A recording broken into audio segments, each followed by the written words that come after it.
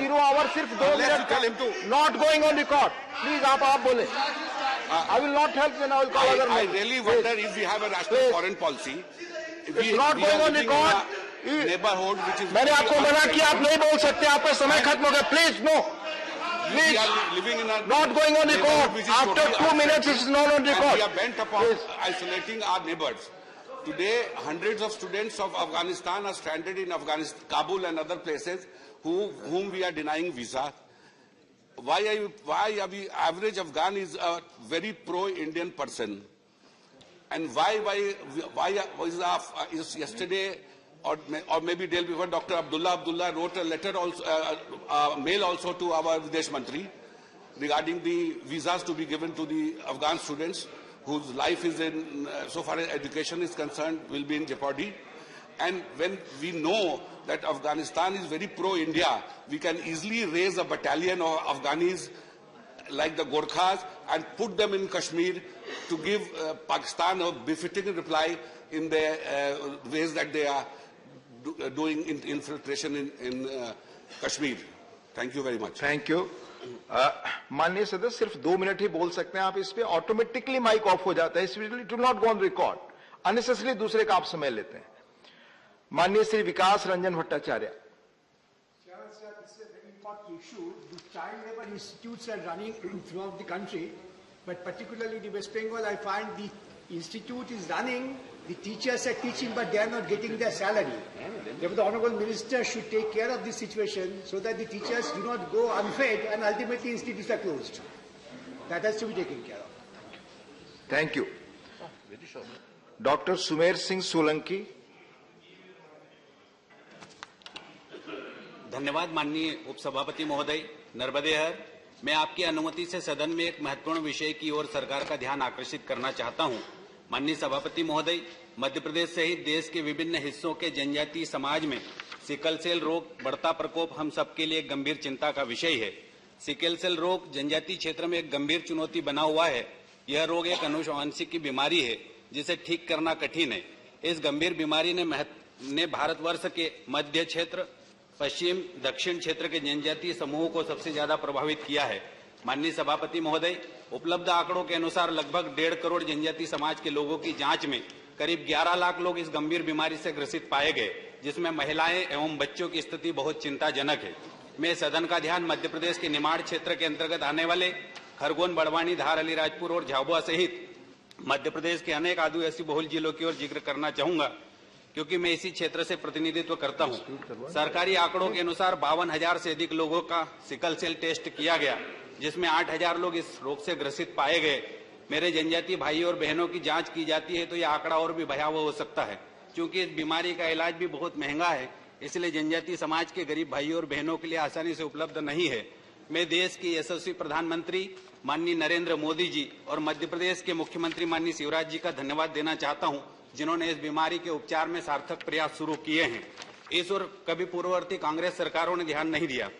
माननीय सभापति महोदय, मैं आपके माध्यम से सरकार से आग्रह करता हूं कि जनजातीय समाज की भावी पीढ़ी के जीवन को इस बीमारी से सुरक्षित करने के लिए जनजातीय क्षेत्र के अस्पतालों में सिकल सेल रोगियों की जांच और इलाज अत्याधुनिक तकनीकी से हो, ऐसी व्यवस्था स्थापित करने का निवेदन करता हूं. जय. धन्यवाद. श्रीमती वंदना चौहान जी. Sir, from the Lok Sabha. From Lok Sabha, please. Yes, sir. So in recent times, we have witnessed to extremely serious impacts of climate change in our country. So rightly so, India has made ambitious commitments at Paris at the COP26. Out of the 2 commitments, we are doing extremely well on the front of fossil-free energy. However, on creating carbon sinks to sequester 2.5 to 3 billion tons through forests and green cover, we are extremely lagging behind. In light of this challenge, sir, the recently released State of Forest Report 2021 assumes great significance. We have been mentioning in a tone of great jubilation that the country's forest and tree cover have increased by 2,261 square kilometers.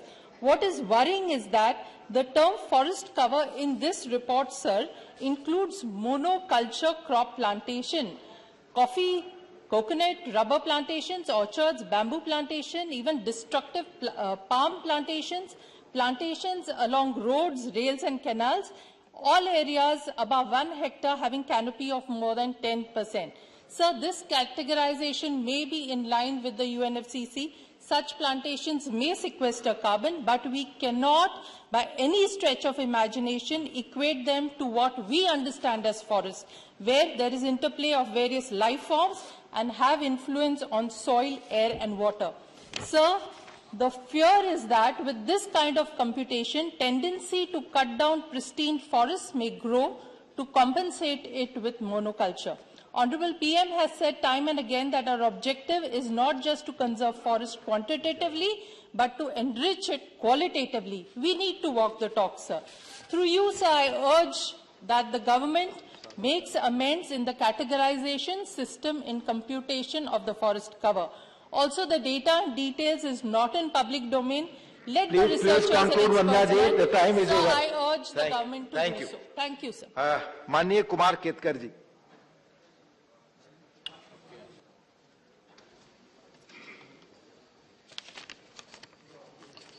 Thank you, Deputy Chairman, sir. Not only me, but the whole nation wants to know what is the status of the Clean Ganga project. Prime Minister himself is the chairman of the National Ganga Council, and it was promised that by 2019, Ganga will be cleaned up. Now, Central Pollution Board has said that not only it is not clean, it is unlikely to be clean for many years, and it is not certainly for bathing purposes, while our Prime Minister himself goes and shows that it can be used for bathing. Effectively, it has been used primarily for Shavavahini. More dead bodies have been floating in Ganga than actually even bathing, and more money has been spent on Puja Path than on Clean Ganga project. From 20,000 crores to 30,000 crores, budget has gone, but nothing has happened. Ganga remains as unclean or more unclean. It was jab this days mein Ganga behti hai, now it has become Ram Teri Ganga Maili. I want to know what is the status of the Ganga project and what is the expenditure allotted and how much money has been spent. Thank you. Thank you, Kumar. माननीय प्रसन्न आचार्य जी. Sir, my submission is regarding the change of name of Odisha High Court. Sir, the state of Odisha was formed on 1st of April 1936 after a prolonged agitation by the Odia people led by Utkal Gaurav Barrister Madhusudan Das. And sir, after 12 years of the formation of the state of Odisha, the High Court of Odisha was set up on 26th of July 1948. Sir, due to the constant demand of the Odia people, the name of the state was changed to Odisha from Orissa in the year 2011 through the 113th Amendment of the Constitution. Sir, but the name of the High Court still continues to be Orissa High Court, not Odisha High Court. Sir, as the people of Odisha are sentimentally and emotionally attached to the word Odisha, and our language is Odia, not Oriya. So therefore, sir, there has been constant demand to change the name of Odisha High Court as High Court of Odisha. Similarly, sir, the High Court of Bombay, High Court of Calcutta and High Court of Madras, which are the three oldest high courts of the country set up during the British period, there has been demand for change of the name of these high courts also. In 2016, government brought a bill in Lok Sabha, but somehow the then 14th Lok Sabha was dissolved and the bill lapsed. Therefore, sir, I would request the government to bring another legislation, sir, because as there is no central law in which the proposal of change of names of high courts could be addressed, the government has to bring a separate legislation for this. I will urge upon the law minister to kindly bring a bill in this house to change the name of Odisha High Court to High Court of Odisha and also other courts where there has been demand to change the name. Thank you, sir. Thank you. Maanनीय Honorable Shri P. Wilson ji. P. Wilson. Thank you, Deputy Chairman, sir. Please. Honorable Deputy Chairman, sir. Here. I raised to bring to the kind attention of this House an urgent and pressing issue with regards to increasing the retirement age of the High Court judges from 62 to 65 and Supreme Court judges from 65 to 70 years. Sir, judiciary is one of the pillars and lifeline of democracy. It is a final arbiter and interpreter of the Constitution and has played a very crucial role in protecting and shaping the history of this nation. Whether we are on the treasury benches or opposition benches, we finally approach only the judiciary for protecting our rights. Sir, there is a broad-based consensus among all parties and members that it is time we do this to strengthen our judiciary, which is suffering from vacancies and large pendency of cases. We all need the judiciary to be strong and robust. We have not increased the age of retirement of judges since 1963. With advancement in technology and medicine, we are healthier than ever and are able to function well in our 70s, even 80s. Our learned Attorney General is 90 years old of this age and is highly effective. I am personally aware of this because I have argued some cases against him. Sir, many standing committee reports have also consistently recommended this increase in retirement age of judges of High Court.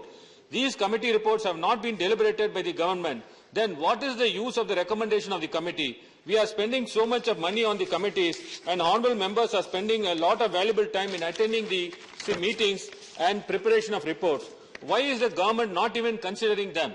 As per Rule 277 of the Rules of Procedure and Conduct of Business in the Council of States, the reports of the standing committees shall have persuasive value and shall be treated as considered advice by the committees. I think it is a high time to amend this rule to make the recommendation of the standing committee after placing before this House binding on the government, except if it is against the public interest. I call upon the House through our Honourable Chairman to deliberate on this aspect. Sir, I am given to understand that there is some hesitation from the bureaucrats about this bill.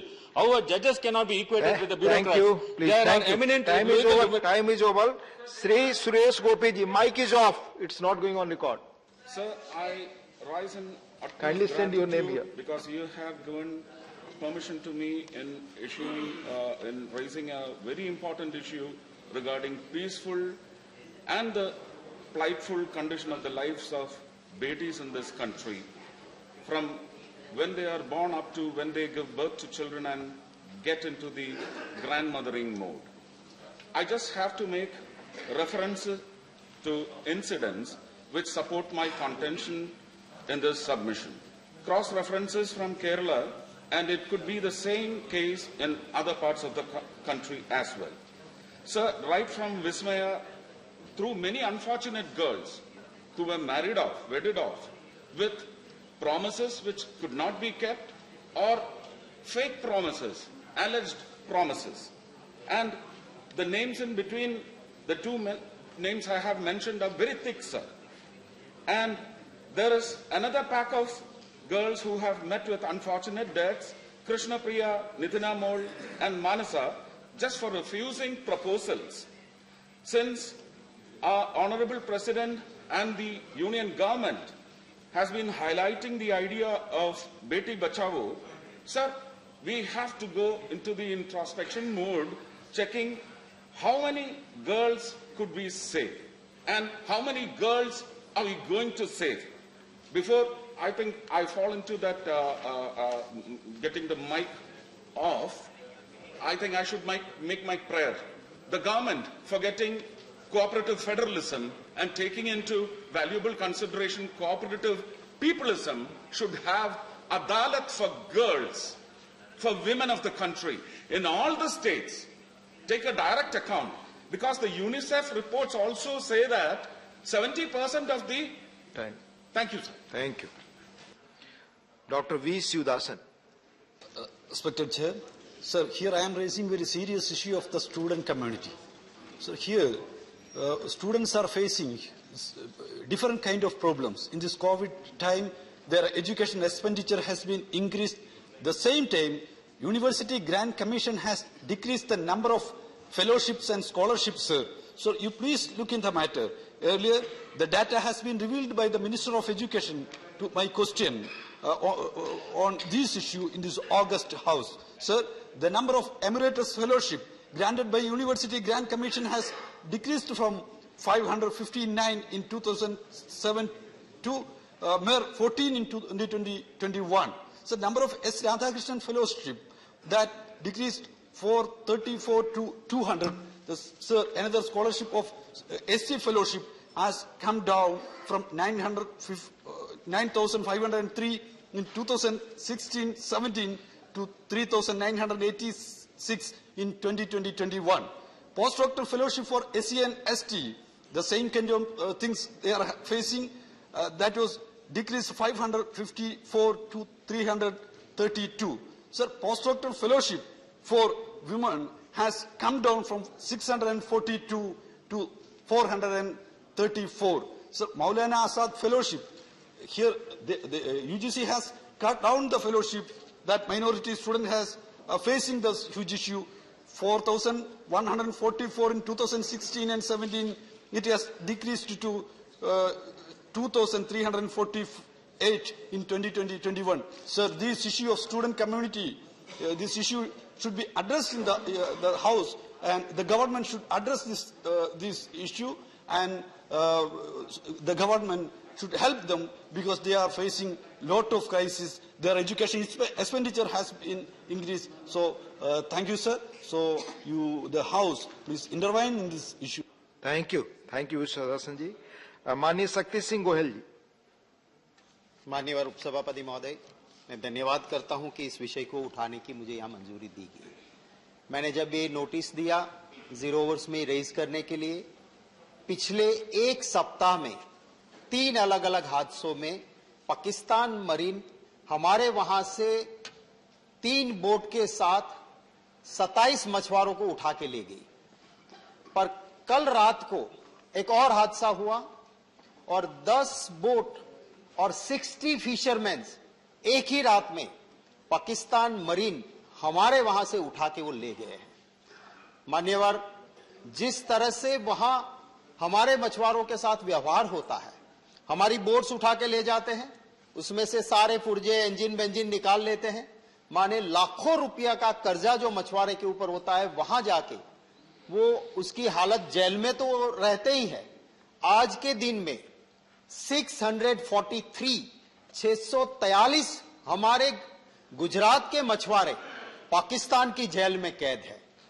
मैं आपके जरिए ये अनुरोध करना चाहूंगा सरकार को कि आप जो करना पड़े अपने डिप्लोमेसी के थ्रू, लाल आंख करके करना पड़े, पर जो हमारे मछुआरे गुजरात के 643 आज के दिन में पाकिस्तान की जेल में कैद है, उनके लिए जल्द से जल्द प्रबंध किया जाए। हमारा गुजरात का जो सीशोर दरिया किनारा है, पूरे देश में सबसे बड़ा वो 1660 किलोमीटर का गुजरात का सीशोर है और पाकिस्तान की सरहद से लगा हुआ है। फिशिंग एक बहुत बड़ा सरकार को भी आमदनी देने वाला, अगर हम जिसको आत्मनिर्भर कहे तो फिशरमैन आत्मनिर्भर होकर वहां पे काम करते हैं। उनको ये पहली बार नहीं, बार बार पाकिस्तान मरीन आती है, उठा के ले जाती है। तो ये मछुआरों की सलामती के लिए कुछ सरकार सोचे, ये मेरा अनुरोध आपके। धन्यवाद शक्ति सिंह जी। श्रीमती सीमा द्विवेदी जी। माननीय उपसभापति महोदय, मैं आपके माध्यम से सरकार से स्वर साम्राज्य, स्वर कोकिला, भारत रत्न, कीर्ति शेष सुशीलता दीदी का एक तैलचित्र संसद के अंदर लगवाने का विनम्र आग्रह करती हूँ। महोदय, लता दीदी का जीवन से बहुत अनोखी प्रेरणा मिलती है। उन्होंने अपने संघर्षपूर्ण जीवन में संगीत की जादुई अलग से सफलता की बेमिसाल इमारत लिखी है। उनका जीवन यह महान संदेश देता है कि ईश्वर ने आपको जो भी विशिष्ट योग्यता देकर इस पृथ्वी पर भेजा है, उसके साथ न्याय करने की क्षमता से भी आपको लबरेज रखा है। जरूरत सिर्फ इस बात की है कि हमको सतत साधना करने की जरूरत है। सर, मेरा यह भी अपना मंतव्य है कि कोई भी विदेशी व्यक्ति यदि भारतीय संगीत की साधना का अध्ययन करता है और सफलता पूर्वक हासिल कर लेता है तो उसे लता मंगेशकर इंटरनेशनल अवार्ड भी दिया जाए। महोदय, भारत कोकिला, उन्होंने अपने सुर साधना से अनंत आत्माओं को तृप्त किया। चारों दिशाओं में जहां उनका यश कीर्ति फैली, उसी के साथ साथ भारत का भी बहुत बड़ा नाम रोशन हुआ। उनकी सादगी, उनकी सरलता, उनकी शालीनता व उनकी सहजता ने इस देश की सभ्यता व संस्कृति का सही प्रतिनिधित्व करती है। महोदय, उन्होंने 36 भाषाओं में संगीत की भारतीय भागीरथी प्रवाहित करने वाली मातृशक्ति के स्वरूप का जो दिव्य दर्शन कराया है, उनका सम्मान करना इस देश का सौभाग्य होगा। उनका सच्चा जीवन संघर्ष सही मामले में नई पीढ़ियों को सदियों तक प्रेरित करने का काम करती रहेगी। यह तैलचित्र उनके द्वारा गाए गए देशभक्ति के अमर गीतों के प्रति श्रद्धांजलि व अमिट सनद होगी। महोदय, ऐ मेरे वतन के लोगों, उनके द्वारा गाया गया यह गीत हर भारतीयों के रक्तों में नया संचार करता है। आपका समय खत्म हो रहा है माननीय सीमा जी, थैंक यू। समय खत्म हो रहा है। माननीय अबीर रंजन विश्वास, please. Nothing not going on record now, time is over. Sir, pertaining to the NGNRG 100 days job, initially 22 crore mandates, sir, had been allotted in the labour budget of the current fiscal, which was achieved by the state government within October 21. Further, sir, there was a request by the state government for 5 crore mandates, and that too thankfully was approved by the centre, and that, sir, also has been achieved, sir, within December 21. Now, sir, essentially, keeping in mind with the financial difficulty people are in, especially the poor and the marginalized, the state government under the able leadership of our Chief Minister Srimati Mamata Banerjee was compelled to create 4.01 crore mandates in best interest of the economically weaker sections, ideally adhering to the principle of commitment of a democratically elected government in a welfare state to bail out its financially weaker sections. Sir, it is worthy to mention, pending this sanction, the marginalized and the financially weaker sections eagerly and agonizingly await the payment of rupees 826 crores related to this 4.01 crore mandates. Also, sir, it is mention worthy that in year 2020-2021, on an average, we could provide 52 jobs on an average to the job card holders, and in this current financial year, up till now, it has been 42 mandates. And sir, there has been a request from the state government to the centre to allot another 8 crore mandates to take care of the rest part of the fiscal. And sir, in this regard, I would like to mention that it most agonizingly, the budget for last year was 98,000 crores. This year it is 73,000 crores. The centre needs to rethink on this for in larger interest of the weaker sections. Thank you, sir. Thank you. Manya Shri K. Som Prasad ji. Manya K. Som Prasad, not present. Manya Shri Brizlal ji, demand for increase in allowance associated with police medals. महोदय, देश के राज्य की police और paramilitary force को माननीय राष्ट्रपति द्वारा बहादुरी और अदम्य साहस के लिए मेडल दिए जाते हैं। एक मेडल कराता है president police medal for gallantry, और उसके बाद जो और मेडल दिए जाते हैं उसको बार कहा जाता है। इस पर अलाउंस 2018 के पहले 3,000 रुपया महीना था। इसी तरह दूसरा बहादुरी के लिए मेडल दिया जाता है पुलिस मेडल फॉर गैलेंट्री, उसका अलाउंस है 2,000 रुपीज पर month and 2,000 for every bar. महोदय, 24 जून 2018 को इसके अलाउंस में इंक्रीज हुआ। President police medal for gallantry, sorry, question hour, time is over. Question hour, time is over, please. Question number 76, doctor Vikas Mahatme.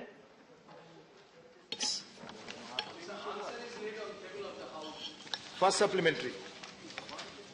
मैं शुरुआत में सरकार को बधाई देना चाहूँगा कि उन्होंने शिक्षा में गर्ल्स स्टूडेंट्स की संख्या बढ़ाने के लिए जो गर्ल्स हॉस्टल्स फैसिलिटीज़ दी है उसके लिए बधाई देना चाहूँगा। लेकिन उसी प्रकार IIT, NIT, IIIT इसमें लड़कियों की संख्या, गर्ल्स स्टूडेंट्स की संख्या कम है, तो उसके लिए सरकार द्वारा क्या उपाय योजना की जाती है ताकि यह गर्ल्स स्टूडेंट्स की संख्या बढ़े। धन्यवाद। और साथ ही में मैं बस एक सवाल हो गया, दूसरा मौका आपको। नागपुर में इसकी संख्या क्या है और दूसरों को मौका मिलेगा। एक सवाल आपने पूछ लिया, प्लीज नागपुर के साथ में जवाब देना, प्लीज। माननीय मंत्री महोदय, माननीय सदस्य ने बहुत महत्वपूर्ण प्रश्न पूछा है। With the leadership of our honourable prime minister Shri Narendra Modi ji, we have raised a call, बेटी बचाओ बेटी पढ़ाओ। ये हम लोग केवल कागज में नहीं रखें, ये हम हर कदम में ये उठाते हैं। जैसे मान लीजिए आईआईटी जो 67 साल में 16 आईआईटी हुआ और ये 7.5 साल में 7 आईआईटी भी फिर हो गया। और जब मैंने देखा इतने अच्छे इंस्टीट्यूशन में जब लड़कियों को संख्या कितना होता है ये भी हम लोग स्टडी किया। और ये स्टडी करने के बाद जब हम ऐसे लगा जो इसमें संख्या कम होता है तब ने हम डिसीजन लिया कि इसको बढ़ाना चाहिए।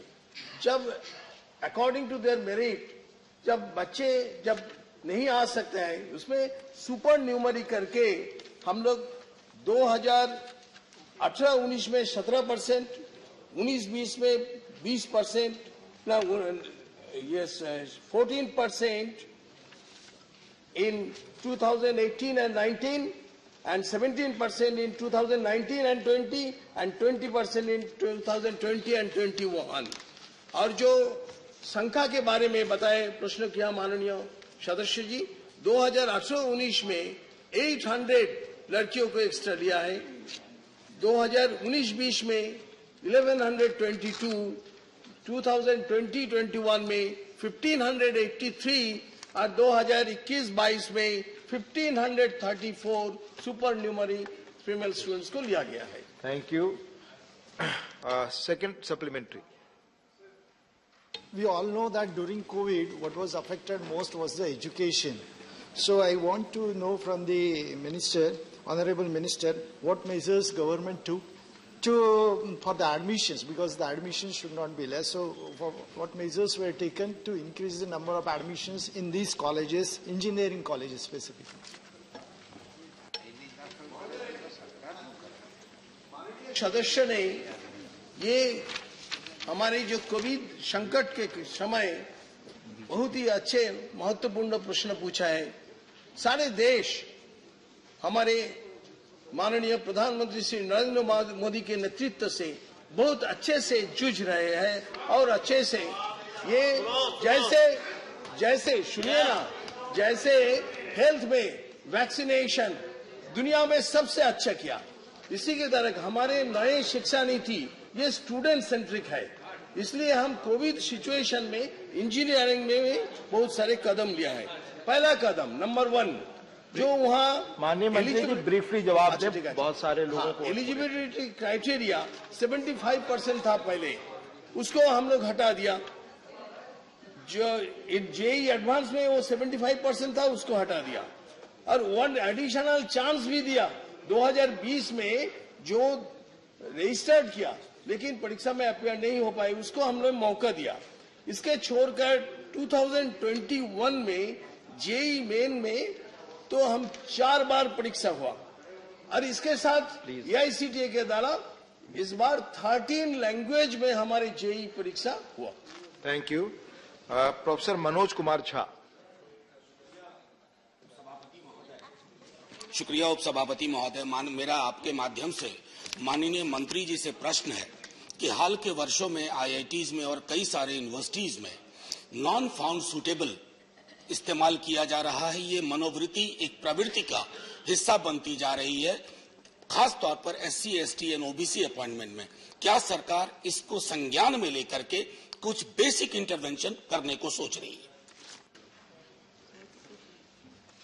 महोदय, माननीय सदस्य को ये बताने चाहता हूं मैं कि हमारे राष्ट्रीय शिक्षा नीति ये इंक्लूसिव है, ये माने accountability and to all.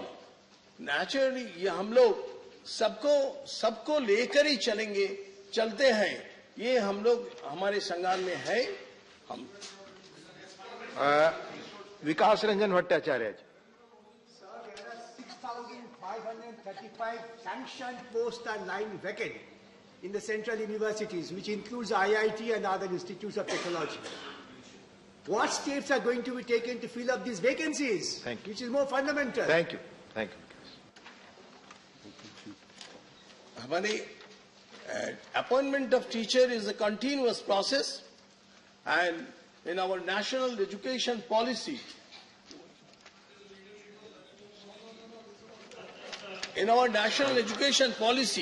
we are always eager to this. And it is stated including IITs to fill the vacant positions in their institution in mission mode. We are taking it in mission mode with a period of 1 year. That is from 5th September 2021 to 4th September 2022. To monitor the action taken and progress made, IITs were directed to include a chapter in their annual report. Look at annual report depicting the status of filling up this post, including the agenda in their board of governance, giving status of action taken in this regard, and to send a monthly report to the secretary. We are very sincere on this. Mr. Kamakhya Prasad Tasa. Chairman sir. Chairman sir, मैं minister को विस्तृत answer देने के लिए धन्यवाद देता हूं। मेरा क्वेश्चन है, जो डिटेल्स उन्होंने दिया है यूजी वैकेंट सीट्स, यूजी में यूनिवर्सिटी ग्रांट कमीशन का जितना है पीजी और पीएचडी में ज्यादा हो रहा है। प्रति वर्ष इतना वैकेंसी होने का कारण क्या है, जहां पर आदमी लोग पीजी और पीएचडी के लिए क्या इच्छुक नहीं है, या क्या कारण से इतना वैकेंसी अराइज किया, इसको माननीय मंत्री बताइए। महोदय, माननीय सदस्य का ऑब्जर्वेशन एकदम ठीक ही है। हाँ, वैसे हमारे देश आगे बढ़ रहे हैं, and because of that the high level attrition in masters and PhD program due to better employment opportunity. जब बच्चे लोग रिसर्च में जाते हैं, उसी समय उसको अपॉर्चुनिटी मिल जाता है, इसलिए वो छोड़ देते हैं. And the family reasons sometimes for earning after graduation and better placement in our education opportunities in foreign nations. बाहर भी जाते हैं. हमारे ये के बच्चे को बाहर भी बहुत लोगों की डिमांड है. इसके साथ साथ priority towards management and allied subjects to the engineering graduates and self-employment. ये हम जो कहते हैं ना अच्छे दिन, वो स्टार्टअप बहुत सारे आज वर्ल्ड में हम 3 नंबर पोजीशन में हमारे स्टार्टअप है. Self-employment after graduation with soft loan opportunity, and they are making the startup. And the higher salary or income or employment after graduation that the research fellow ऐसे जैसा होता है इससे ज्यादा मिलता है उनको. And thank you. Question number 77, Srimati Geeta Alas Chandra Prabha ji. अनुपस्थित. माननीय मंत्री जी. A statement is laid on the table of the House. Shri Ram Kumar Verma. माननीय उपसभापति जी, बहुत बहुत आपको धन्यवाद. मैं केंद्र सरकार को और मंत्रालय को पहले तो धन्यवाद देना चाहता हूं कि दिव्यांगजन के लिए बहुत सारी स्कीम्स और उनके लिए 2016 का एक्ट के द्वारा वो किया. मैं जानना ये चाहता हूं कि इसमें नेशनल इंस्टीट्यूशन और CRC के सेंटर खोले गए. मैं राजस्थान प्रदेश से आता हूं, तो राजस्थान प्रदेश की स्थिति क्या है और क्या CRC सेंटर राजस्थान में खोलने का विचार है क्या? Sir, we have taken a major steps on this regard. We have 9 national institutes are there. We have 9 regional centers are there. Composite regional centers we have started 21.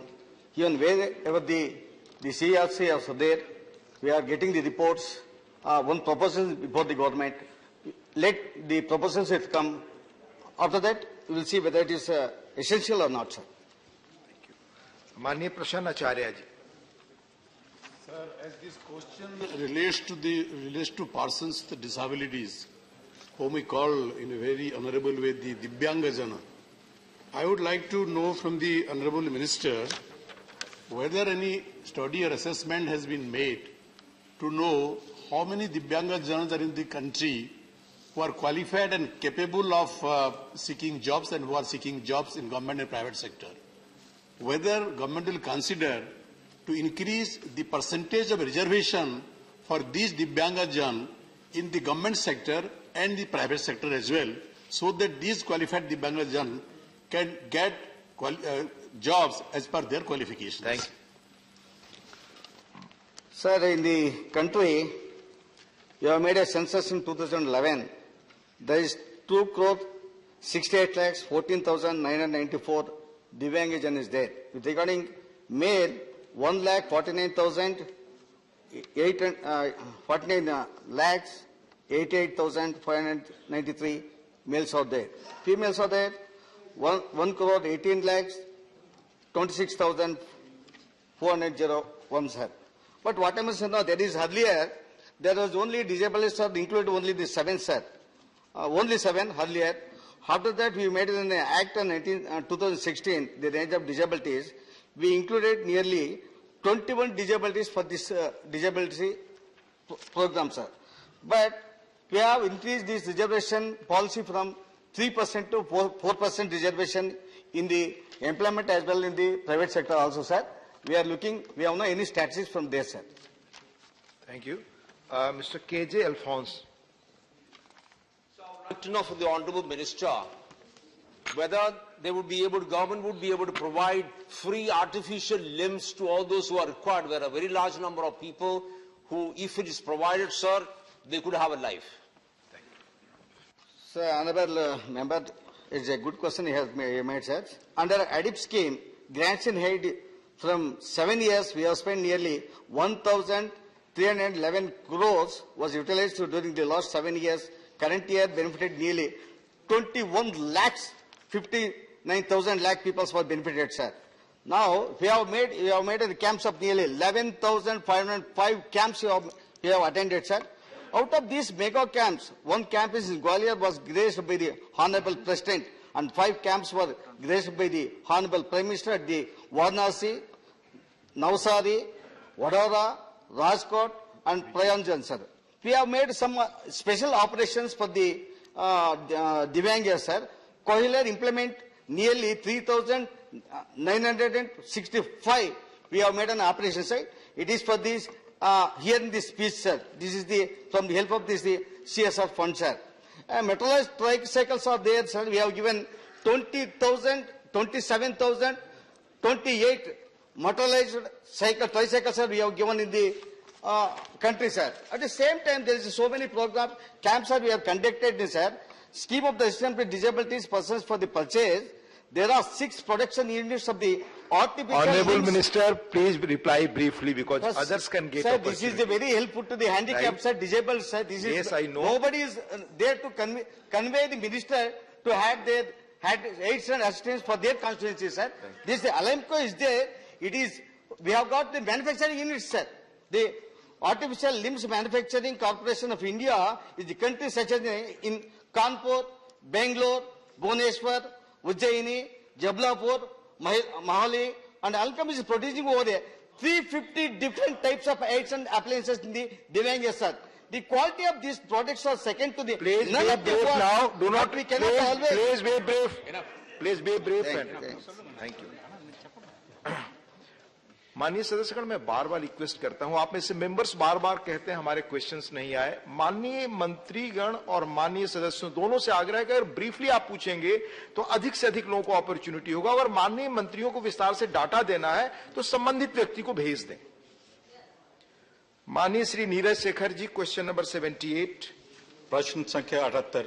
माननीय मंत्री जी, पटल पर रख दिया गया है। First supplementary. माननीय उपाध्यक्ष जी, आपसे अनुरोध है कि इस प्रश्न में आप भी एसोसिएट करिएगा, मैं चाहूंगा।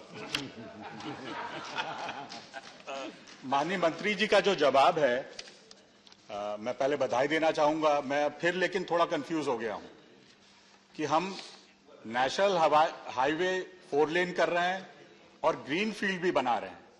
इसका मैं चाहूंगा एक स्पष्टीकरण आ जाए कि ग्रीन फील्ड भी बन रहा है कि जो वर्तमान नेशनल हाईवे 31 है, जो गाजीपुर से माझी घाट तक है, उसको 4 लेन कर रहे हैं हम लोग, और ग्रीन एक्सप्रेस भी बन रहा है। उसके साथ मैं ये भी जानना चाहूंगा, आपने जो कहा है कि इसमें जो दिया है कब तक काम शुरू हुआ, क्योंकि माननीय मंत्री जी ने 2016 में इसका शिलान्यास किया था और अब 2022 है।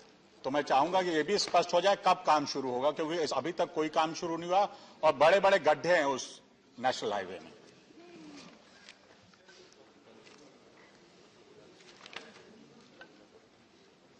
सर, ये जो रोड के बारे में जिक्र कर रहे हैं, एक पुराना रोड है जिसके बारे में माननीय सदस्य की सक्रियता से उसके ऊपर तकरीबन 81 करोड़ का काम शुरू हो चुका है, क्योंकि वो रोड काफी खराब हालत में थी। उसके बाद इस चीज के ऊपर विचार किया गया कि क्या इस रोड के अलावा हम एक छोटी रोड बना सकते हैं जो उसका रास्ता थोड़ा छोटा हो। इसलिए एक नया ग्रीनफील्ड अलाइनमेंट बन रहा है जो कि शुरू होकर गंगा पार करके जाएगा और इसके अंदर एक स्पर दिया गया है जो कि बक्सर तक जाएगा। ये जो रोड जो नया जो हमारा 4 लेनिंग है गाजीपुर से बलिया और यूपी बिहार बॉर्डर तक, इसमें डीपीआर बन चुकी है, 4 लेन का रोड होगा और इसके ऊपर जल्दी काम शुरू हो रहा है क्योंकि डीपीआर इसकी बन चुकी है। इसके अंदर एक चीज के लिए लैंड रिक्वायरमेंट जो है 3A हो चुका है, 3D होना बाकी है। हम 3D इसलिए रुके हुए हैं क्योंकि पूर्वांचल एक्सप्रेसवे का एक हिस्सा Do not talk like this. You are not supposed to talk like this, Mr. Biswa. Please reply. दूसरा जो कि पुराना जो कि हमारा नेशनल हाईवे 31 है, इसके ऊपर काम शुरू हो चुका है। जैसे मैंने बताया 130 किलोमीटर का है और तकरीबन 81 करोड़ रुपया इस पर सैंक्शन हो चुका है, काम चालू। Thank you. Second supplementary greenfield expressway बनेगा। सेकंड सप्लीमेंट्री माननीय नीरज जी, सेकंड सप्लीमेंट्री। मैं पहले ये जानना चाहूंगा कि ग्रीनफील्ड एक्सप्रेसवे बनेगा और मेरा दूसरा प्रश्न ये है कि इन्होंने कहा रिविलगंज में बाईपास बन रहा है, लेकिन आप जानते हैं, खुद आपने अनुभव किया होगा बलिया शहर में जहां आवश्यकता है बाईपास की, क्योंकि इसका भी वहां पे उन्होंने कहा था माननीय मंत्री जी ने कि बाईपास बनेगा, क्योंकि आज के दिन रोजाना वहां पर जाम जैसी स्थिति पूरे दिन बनी रहती है। तो मैं माननीय मंत्री जी से जानना चाहूंगा कि बलिया में भी बाईपास बनेगा क्या? सर, जो पहला इनका सवाल था कि क्या दोनों रोड बन रहे हैं, उसका उत्तर है दोनों बन रहे हैं। ग्रीनफील्ड भी बन रहा है, पुराने वाले को ठीक किया जा रहा है। दूसरी चीज जो कि जहां तक बलिया का सवाल है, पहले प्रपोजल था कि बलिया के अंदर एक ओवरब्रिज दिया जाए, एलिवेटेड सेक्शन दिया जाए, उसके लिए वहां पर स्थान कम है, इसलिए बाईपास का प्रावधान है। साथ ही आगे जाकर रेवलगंज का बाईपास भी बनेगा ताकि शहर को बाईपास करके हम उसको आगे रोड से मिला सकें और उसको आगे हाजीपुर तक ले जा सके। बलिया के कंजेशन के लिए जरूरी था कि इसमें बाईपास बने, वो बाईपास ग्रीनफील्ड एक्सप्रेस का बने। धन्यवाद। माननीय M Shanmugam ji, question relates to NH of Gazipur to Hajipur. Your question is related to this, then you can ask. Sir, please. I want to ask a question please. regarding the national highways. It's related to Gazipur to Hajipur, sir. Sir, I want to ask the question of the Tamil Nadu. Ramila Vichar bhai, Bara. Mr. Ramila Vichar bhai, Bara. Sir, he is not asking about to Gazipur to Hajipur. I have made it clear. I am asking and this is the convention and कराने के बावजूद महाराष्ट्र के polytechnic और ITI उस सहायक का सरकार की लापरवाही के कारण शायद उपयोग नहीं कर पा रहे। जैसे इस जवाब में बताया गया है कि 130 करोड़ महाराष्ट्र को दिया गया था, मगर 18 से लेकर 21 तक कोई उपयोग नहीं किया। आईटीआई नासिक को लगभग यहां पर लिखा गया है कि 6 करोड़ रुपया दिया गया था, उपयोग नहीं किया। इसकी वजह क्या मैं जान सकता हूं? Sir, the polytechnics and ITIs are a very important part of our education, higher education and skilling network. Polytechnics are administered by the Ministry of HRD, Ministry of Education and the AICT. And, and the ITIs are administered by the Skill India, that is the MSD ministry, sir, of which, whom I represent. Sir, the question that is being raised by the honorable member relates to the fact that money has been allocated. Money has been allocated to polytechnics and ITIs in the state of Maharashtra. However, they have not been able to have that money released to them. And the reason for that is very simple, sir. There is a condition that the state government that is responsible for the administration, day-to-day administration of these institutions, have to submit a utilization certificate. And those, as long as those utilization certificates are not submitted, no release can be made under the Government of India rules. Thank you. Second supplementary. Sir, I would also like to know, sir, what are the reasons for their inability to provide the utilization certificate? Not going on records, please. Whether, sir, there are any allegations of maladministration and corruption which is rampant in Maharashtra. I would like to know whether there are any allegations pertaining to corruption and maladministration in Maharashtra.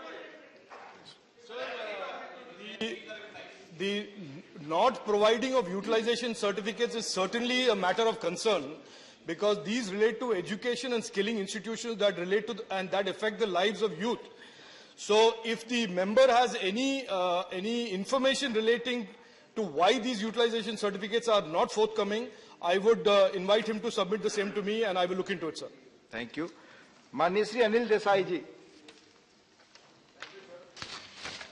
Sir, Honorable Minister has given a very elaborate answer regarding the provisions which are made in especially polytechnics and ITIs, which come under Skill Development Ministry. And my colleague, while saying that he has question, please, blatantly, no, I want to make a mention.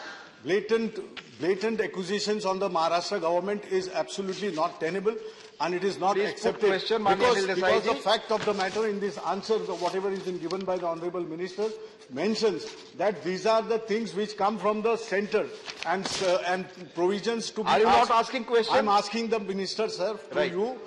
Can Minister say, or can Minister give me answer on this, that there are several private polytechnics are there after the Skill Development Ministry has instituted and given impetus to this particular sector to generate employment in the state. Brief, Anil ji. And there is nothing of state government as such. And even I would like to ask the Minister to see from the Maharashtra government, even I know. Please put question, otherwise I'll move to other. Polytechnics and ITIs have time and again asked for the assistance, which have not. Are you asking your question or not? What is the answer for neglecting state of Maharashtra? Question number, Dr. V. Sivasan, please. Development centers are very less now, so the Adivasis government has any plan to start new skill development centers in Adivasi areas, rural India? Maharashtra, it pertains to ITIs and polytechnics, and he is asking questions about the broader Skill India network. I can assure him, sir, that we are very focused on growing the Skill India and taking it to every cluster, including tribals of India. So if there is any specific information he wants, he is welcome to visit me in the office, and I will share it with him, sir. Question number 81, Sri Rakesh Sinha. Manya Mantri ji. First supplementary. Sir, सभापति महोदय, हम जानते हैं कि extra parliamentary forces के रूप में माओवाद आपस में बात न करें।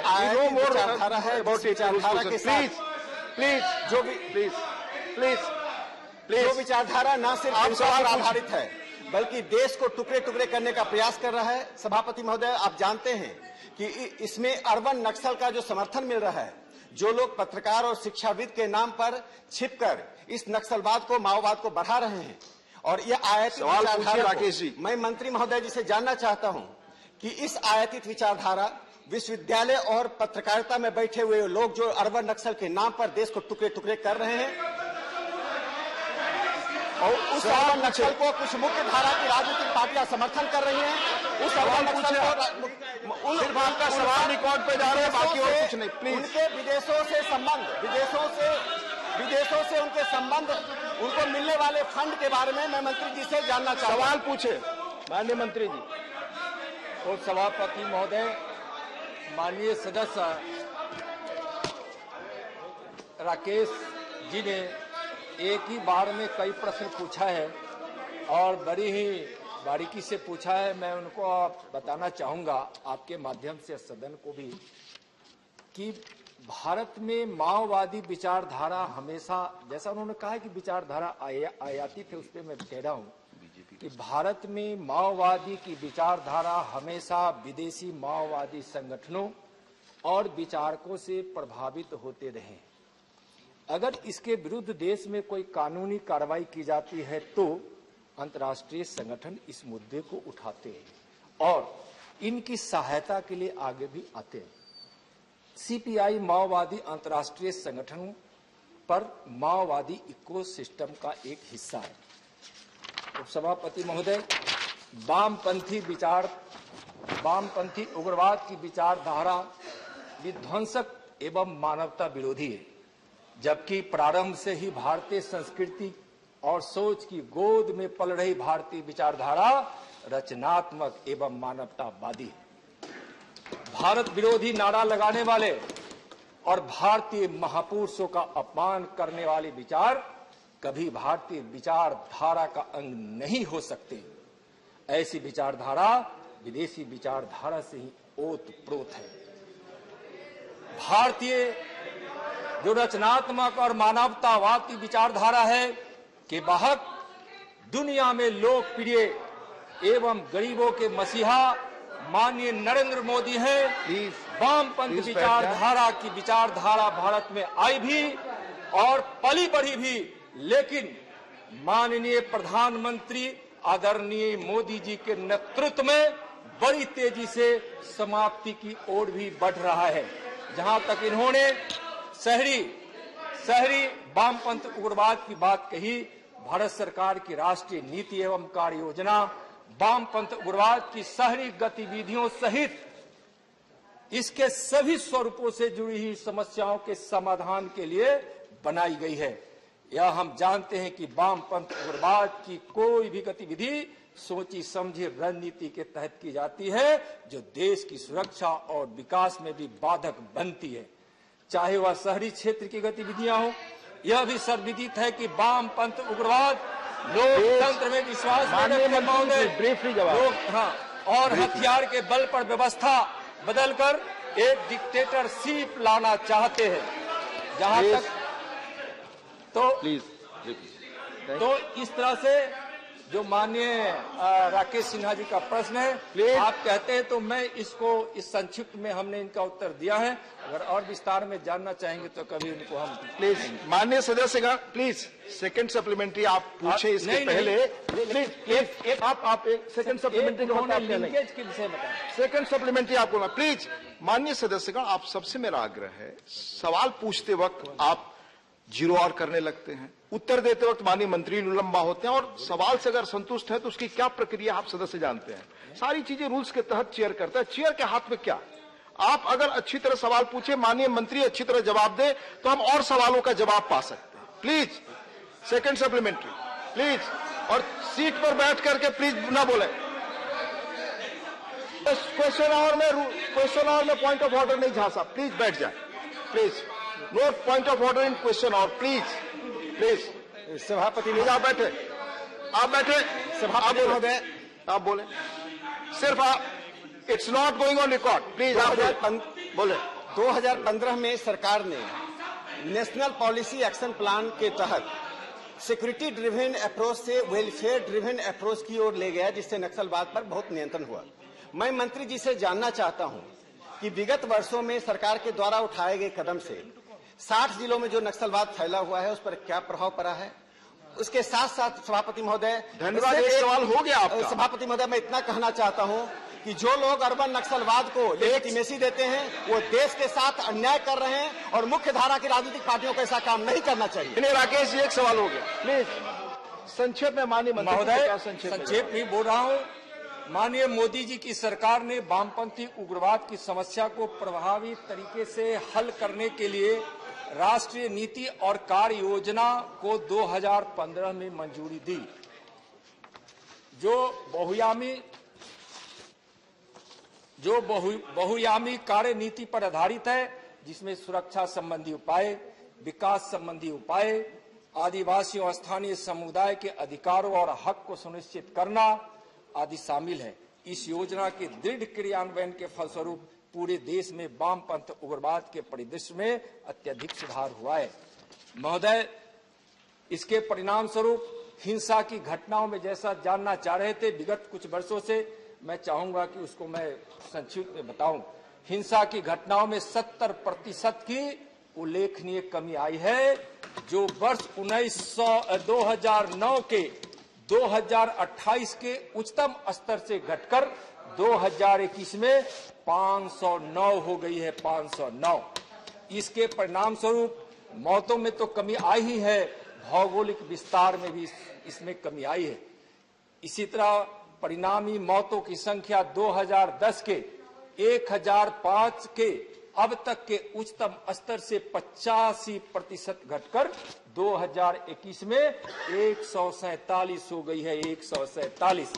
वामपंथी उग्रवादी विचारधारा के शिकार जिलों की संख्या 2010 में जो 96 थी वह 2021 में घटकर 46 रह गई है। 46 रह गई है। माननीय उनका प्रश्न था सर, तो मैं जवाब तो दे दूं।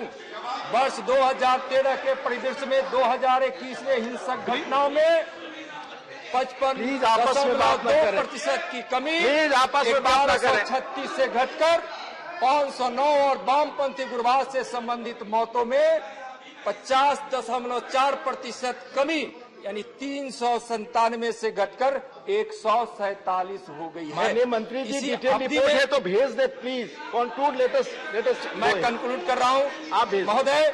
और सशस्त्र माओवादी काडरों के खात्मे में 36% की वृद्धि यानी 100% से 126 हुई है। दूसरी ओर सुरक्षा बलों के जवानों के हताहत होने में 56.5% की कमी 155 से घटकर 50। माननीय मंत्री जी 50 पर आंकड़े बस मैं कंक्लूड कर रहा हूं महोदय। यह आंकड़े सुरक्षा बलों के प्रभावी ऑपरेशन और गृह मंत्रालय द्वारा किए गए क्षमता का निर्माण और बार बार माननीय गृह मंत्री द्वारा राज्यों के साथ समन्वय बैठक करके डॉक्टर यह स्थिति लाई गई है। क्षमता निर्माण मंत्री जी दर्शाते हैं। मैं दूसरे सवाल को बुला रहा हूँ। माननीय मंत्री जी प्लीज। कारण लगातार वामपंथी उग्रवादी की बड़ी तादाद और हिंसा रास्ता छोड़कर मुख्य धारा में लौटे हैं। Doctor Prashant Nanda. Thank you, sir. Sir, the government of India has been requested to consider provision of dedicated helicopter to the state at the earliest for stationing at Koraput, which will cater to the operational requirement of most affected districts of like Malkangiri, Kandhamal and Kalahandi. The Honorable Chief Minister of Odisha has raised this issue in the review meeting on LWA taken by the Union Home Minister on 26/9/2021. What actions have been taken? महोदय, माननीय गृह मंत्री जी जब क्षेत्रीय council की meeting होती है या फिर माओवादी की समाप्ति से के संबंध में जब राज्यों से समन्वय की मीटिंग करते हैं और जब राज्य और केंद्र के सहयोग से माओवादी को समाप्त करने के लिए हम कदम उठाते हैं और जब हम पहल करते हैं तो उसमें भी यह विषय आता जरूर है। जैसा उन्होंने बताया है, एमएचए ने बड़ी ही तथा एयरफोर्स हेलीकॉप्टर, एमएचए के जो हेलीकॉप्टर हमारे जो बीएसएफ के पास होते हैं और जो हेलीकॉप्टर एयरफोर्स के पास है, भारत सरकार की एयरफोर्स के पास, जब जरूरत होती है तो हम दोनों हेलीकॉप्टरों का प्रयोग राज्य के कहने पे जरूरतों के हिसाब से और अपनी जरूरतों के हिसाब से हम उसको उपलब्ध कराते हैं। हम उसमें कोई कमी नहीं होने देते हैं।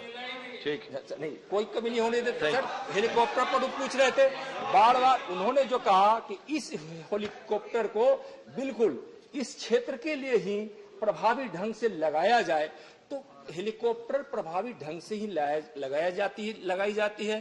केंद्र सरकार की जो इकाइयां हैं, सभी इकाइयां इस देश की सुरक्षा के लिए, शांति के लिए, विकास के लिए उपयोग किए जाते हैं। इसलिए हम नक्सलवाद के क्षेत्र की समाप्ति के लिए, उसके खात्मा के लिए हम भारत सरकार की एयरफोर्स और एमएचए के हेलीकॉप्टर का हम उपयोग करते हैं। और सरकार बार बार इसकी कई राज्यों ने इसकी सराहना भी की है और कई राज्यों के एयरपोर्ट पर माननीय मंत्री जी, अपने एमएचए के हेलीकॉप्टर को वहां स्टैंड बाई में रखते हैं और कार्रवाई को प्रभावी बनाते हैं।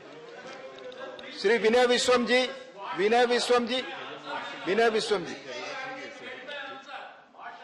यू नो कि अगर माननीय मंत्री जी के सवाल आपकी अपेक्षा के अनुसार नहीं है तो there are rules for that, follow that please. माननीय Vinay Vishwam ji please. Yes, your question will come on record, Vinay ji. Yes, please. Sir, thank you. Sir, but be brief, please. Not so unbrief like that. Sir, is the government aware of the fact that unlike the right-wing extremism, which has a foreign influence, emanates from Italy and Germany, the left-wing extremism has got a it has a question. It has a socio-economic root under its base. Is the government aware of that fact? If so, whether the government has a plan to address that question of socio-economic deprivation, that's the Indian reality. Thank you. Thank you. We can argue, we can... सभापति महोदय, 1 minute. Please, माननीय मंत्री सभापति महोदय, आप बोले माननीय मंत्री जी का जवाब। उप सभापति महोदय, माननीय विनय जी, आप दोनों आपस में बात ना करें। उप सभापति महोदय, भारत का इतिहास गवाह है कि हम सामाजिक रूप से not going on record Vinay ji please. सामाजिक रूप से और आर्थिक रूप से न्यायपूर्ण कार्रवाइयों को माननीय नरेंद्र मोदी जी की सरकार उनके नेतृत्व में किस प्रकार से कर रही है और इसी का परिणाम है सर, सामाजिक और आर्थिक पहलों का ही परिणाम है कि आज उस प्रकार से उस you please talk outside mister John बेटर्स, talk outside please. Sir और सुनिए सर और कहीं भी यह उदाहरण नहीं है कि उग्रवादी वामपंथी उग्रवादी संगठन विकास चाहते हैं।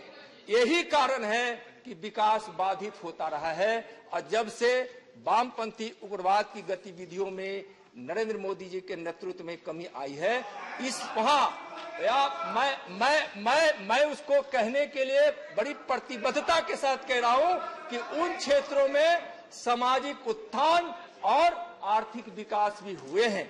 यहां तक कि इतने बड़ी मात्रा में शिक्षण संस्थान खोले गए हैं जो सामाजिक सरोकारों से, संस्कारों से और ज्ञानों से जुड़ी हुई है। आप उठाकर हर आंकड़ों को देखिए, चाहे वह सड़क का निर्माण हो, चाहे दूरसंचार के टावर का निर्माण हो, चाहे विद्यालयों का निर्माण हो, चाहे उस प्रकार की जितनी भी अवसंरचनाएं हैं, उसका निर्माण यह दर्शाती है कि हम आर्थिक विकास भी कर रहे हैं, वहां संरचनात्मक विकास भी हो रहा है, आर्थिक उन्नति भी हो रही है, शिक्षा के क्षेत्र में प्रगति भी हो रही है और सामाजिक वातावरण में शांति की व्यवस्था भी स्थापित हो रही है। धन्यवाद। माननीय प्रकाश जावड़ेकर जी, प्रकाश जावड़ेकर।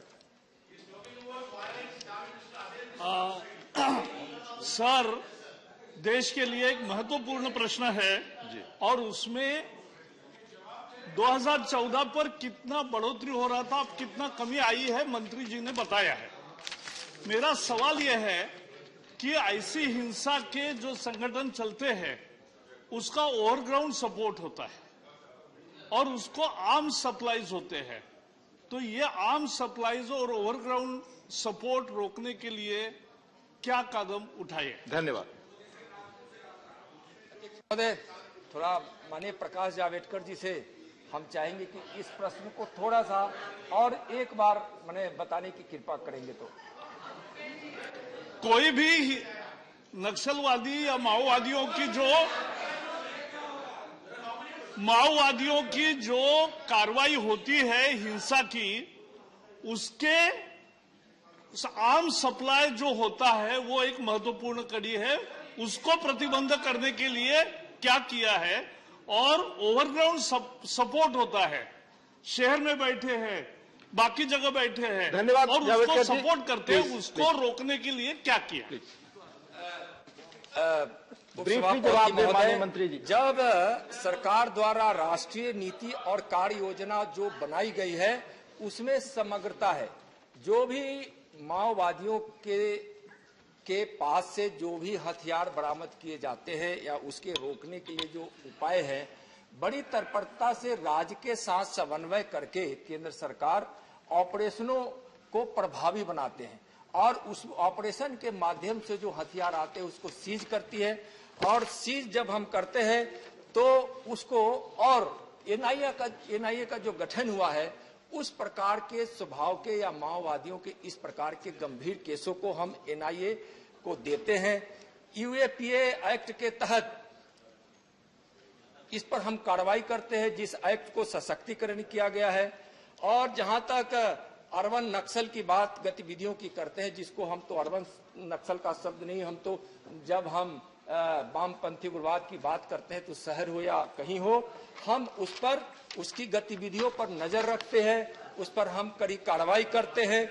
और एलडब्ल्यू प्रभावित क्षेत्र में जो केंद्रीय सशस्त्र पुलिस बल की तैनाती की जाती है उसका चार्ज समान रूप से तैनाती चार्ज की गुना में केवल 10% ही है, इसलिए वह कोई बड़ा आंकड़ा नहीं है। जिसमें बाहरी आक्रमण, देश की सुरक्षा जैसे बड़े कर्तव्य भी शामिल है, उसमें उसको हम बड़ा प्रभावी ढंग से लागू करते हैं। केंद्र सरकार राज्यों की कई योजनाओं के माध्यम से समर्थन प्राप्त करता है, जिससे राज्यों की सुरक्षा संबंधी व्यय तथा सुरक्षा तंत्र को हम मजबूत करने के लिए फंड्स प्रदान करती है। 4824 करोड़ रुपए के अधिक फंड केंद्र सरकार द्वारा पिछले 5 वर्षों में ब्रीफली प्लीज 5 वर्षों में प्रभावित राज्यों को SCA, SRE तथा SIS योजना के तहत दिए गए हैं। हम इसकी बात इसलिए करते हैं कि जब चाहे वह आर्म्स की बात हो, चाहे उस पर नियंत्रण की बात हो, चाहे उस पर कार्रवाई की बात हो, उसको हम प्रभावी ढंग से हम राज्यों के साथ मैं दूसरा सवाल कर रहा हूँ, विभिन्न योजनाओं माननीय मंत्री जी के साथ हम उसको धन्यवाद। प्लीज पुनः मैं आग्रह करना चाहूंगा माननीय सदस्य और मंत्रियों से कि आप अगर ब्रीफली उत्तर नहीं देंगे तो सवाल आगे नहीं बढ़ सकते। Please. Question number 82 Shrimati Rupa Ganguly absent. माननीय मंत्री जी लोकसभा। अच्छा प्लीज माननीय मंत्री जी first supplementary Rupa ji. Honorable Chairman, answer given by the Honorable Minister is pretty clear and elaborate. बीच में एक चीज मैं बोलना चाहूंगी, एक क्वेश्चन सिस्टम का थोड़ा सा बदलना पड़ेगा। 15-20 दिन पहले से जवाब क्वेश्चन जमा करने का कोई मतलब नहीं बनता आजकल लगता है। सर एक चीज है, I have a little suggestion as well as a question. सवाल not suggestion please. Yes sir. एक तो क्वेश्चन है, जैसे नॉर्मल चीज होते हैं, स्कूल के बाहर जो बच्चे को भर्ती करने और वापस ले जाने के लिए जो पेरेंट बैठे रहते घंटों भर, उनके वहां कुछ एक ट्रेनिंग सिस्टम या कुछ वॉलंटरी सिस्टम किया जा सकता है जहां पे गार्जियंस को इन्वॉल्व किया जाए। जैसे एप्टीट्यूड टेस्ट है, स्किल टेस्ट है, मेमोरी टेस्ट है, कुछ लोग नाउन ज्यादा याद नहीं रख सकते, कुछ लोग नंबर्स बहुत ज्यादा याद रखते हैं, तो ऐसे कुछ चीजें जैसे अलर्टनेस टेस्ट, ये सारे टेस्ट अगर हम डालें और पेरेंट टीचर कम्युनिकेशन अच्छा रहे। Whether the government is considering to utilize the guardians as a participant, in educational institutions. Whether you have any question or not, Rupa ji. Yeah, I've said the question. Please put your question. Otherwise, I'll move to other MPs. I've given the question, sir. Please. Whether government is considering to utilize the guardians' productivity and utilizing in educational institutions. Thank you.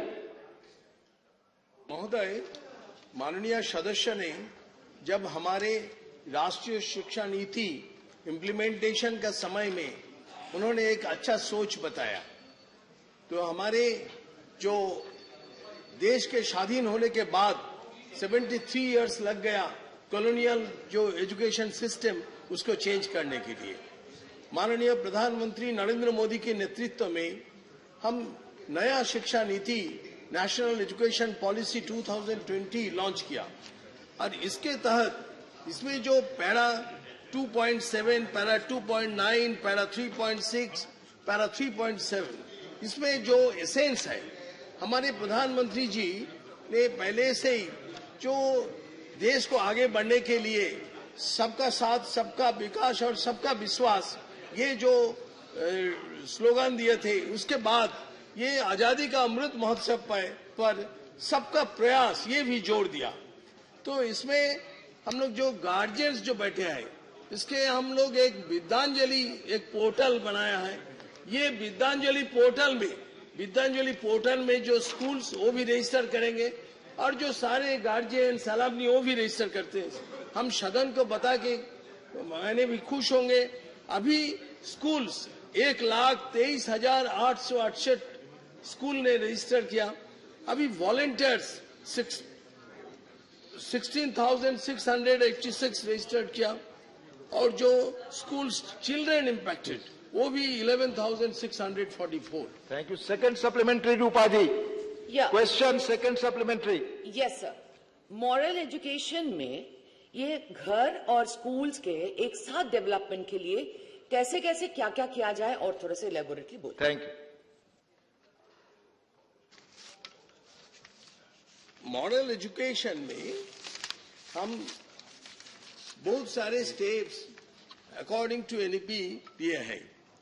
इसमें जो है हमारे curriculum में critical thinking, ethical reasoning, traditional Indian values, constitutional values. Constitutional values means इसमें सेवा है, अहिंसा है, स्वच्छता, सत्य, निष्काम कर्म, शांति, सैक्रिफाइस, टॉलरेंस, ऐसे बहुत कुछ है। Pluralism, righteous conduct, gender sensitivity, respect for elders, respect for all people, ये सारे करिकुलम में है।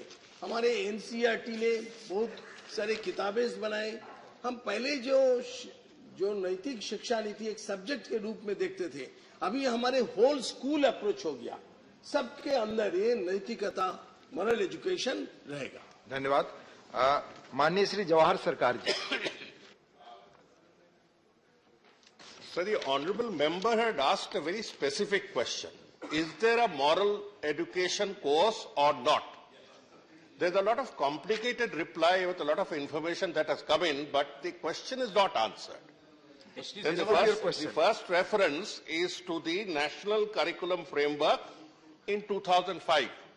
As you know, that framework talks about human rights, justice, tolerance. Question, please. Please, question. They talk about virtues that we seem to have forgotten. That's my first submission.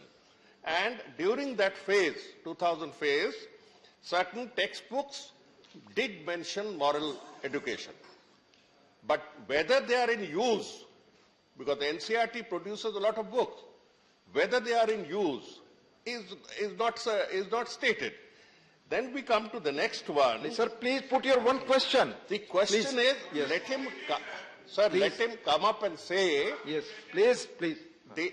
In the end, the question is passed on to the state, saying this is a concurrent subject. The question that was asked was a very pointed and a very direct one.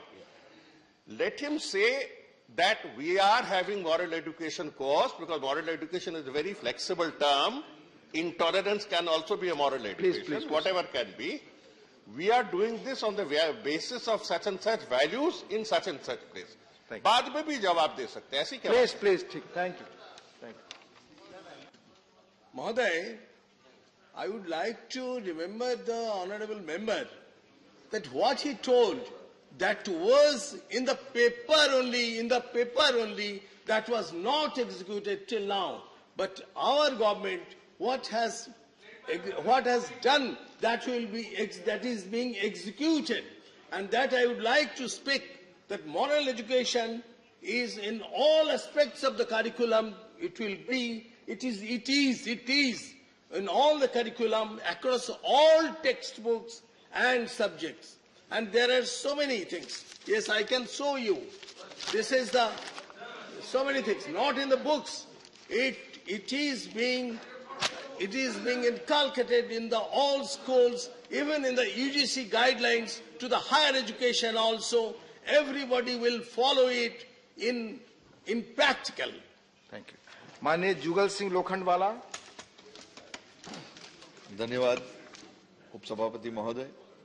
मेरा आपके माध्यम से माननीय मंत्री जी से प्रश्न है कि आईटी का जो अभी टेक्नोलॉजी का जमाना है, तो प्राथमिक विद्यालय के बच्चों के लिए आईटी का इंफॉर्मेशन टेक्नोलॉजी का कोई सब्जेक्ट या तो उनको पढ़ाने के लिए कोई प्रावधान है?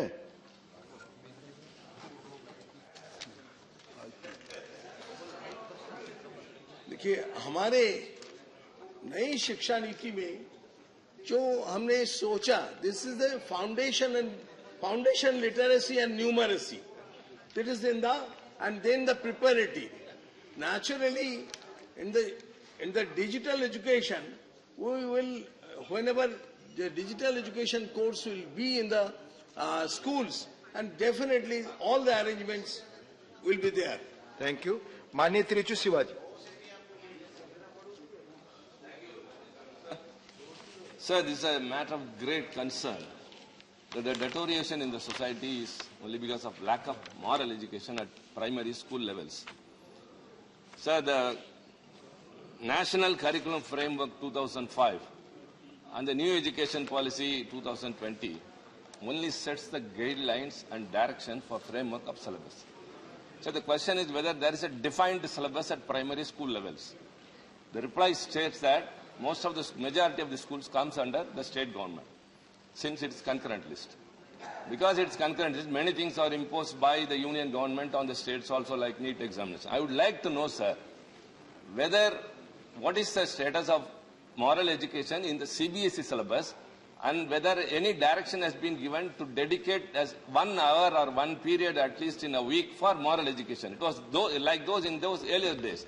Only that will bring that, whether the government has a proposal for that. Thank you. Manya Mantri ji. Honorable member has expressed his thought rightly. But the previous question I have already answered that our approach is not subject specific, it is a whole school approach.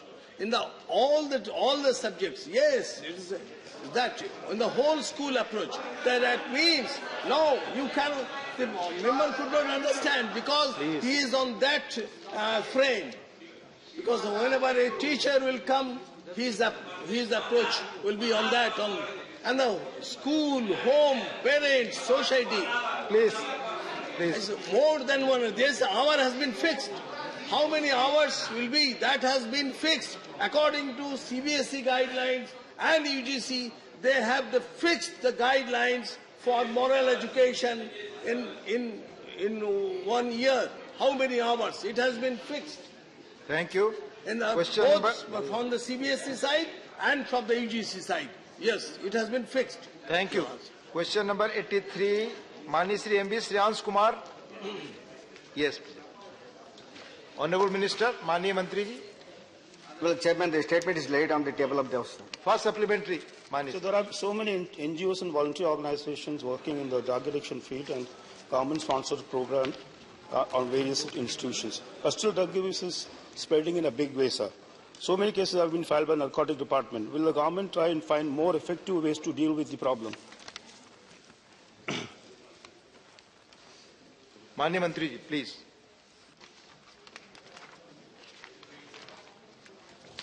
Sir,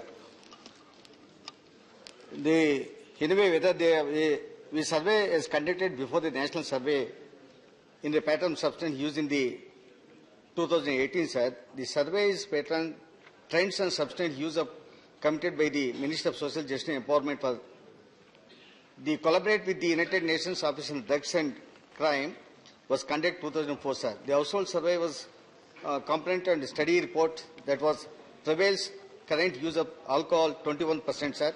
Cannabis is 3%, sir. Amphetamines is 7%, sir. Among men and age 60 years, among the current users, about 26 school alcohol users were reported to be dependent, sir, while 25% cannabis use. Please. I have already explained the process. If you are not satisfied with the answer, please follow that. Yes, we have taken so many steps, sir. We have started. We have Navchetana models, how we will generate awareness regarding effective substance abuse, sir. We have done number of Nasha Mukta Bharat Abhiyans in the country, sir. We have some Navchetana program for the school children between the age of 11, 18 years, teachers-led intervention, sir. Navichetana one-day awareness generation preventive education programs school children at class between 6th and 8th, sir. The program for the awareness to follow up the schools, children from the class. Time is over. Now this is discussed. Discuss.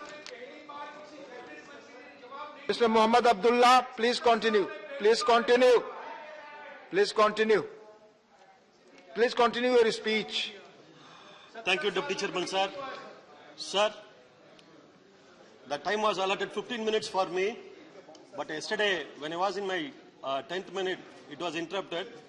So today I need 3 minutes more, sir. Today 2-3 more minutes. Sir, the budget imposes 30% tax on the transaction of cryptocurrency, sir. To note here, the cryptocurrencies are not yet legalized in this country, but the taxation states that it is legal only by paying tax. It is still illegal, but it tells if you pay the tax, it will become legal. Though it is become legal, there is no regulatory body for cryptocurrency. Still, there is no any regulatory body cryptocurrency. Yesterday also I asked another one thing. You can sell the drugs which is illegal. Sir, please order in the house, sir. Sir, house to order. Please, आपस Mahesh Poddar, please आपस में बात न करें. Yesterday also I asked, sir. Please. We can sell the drugs which is illegal. If you pay a tax, it will become legal. But there is no any regulatory body.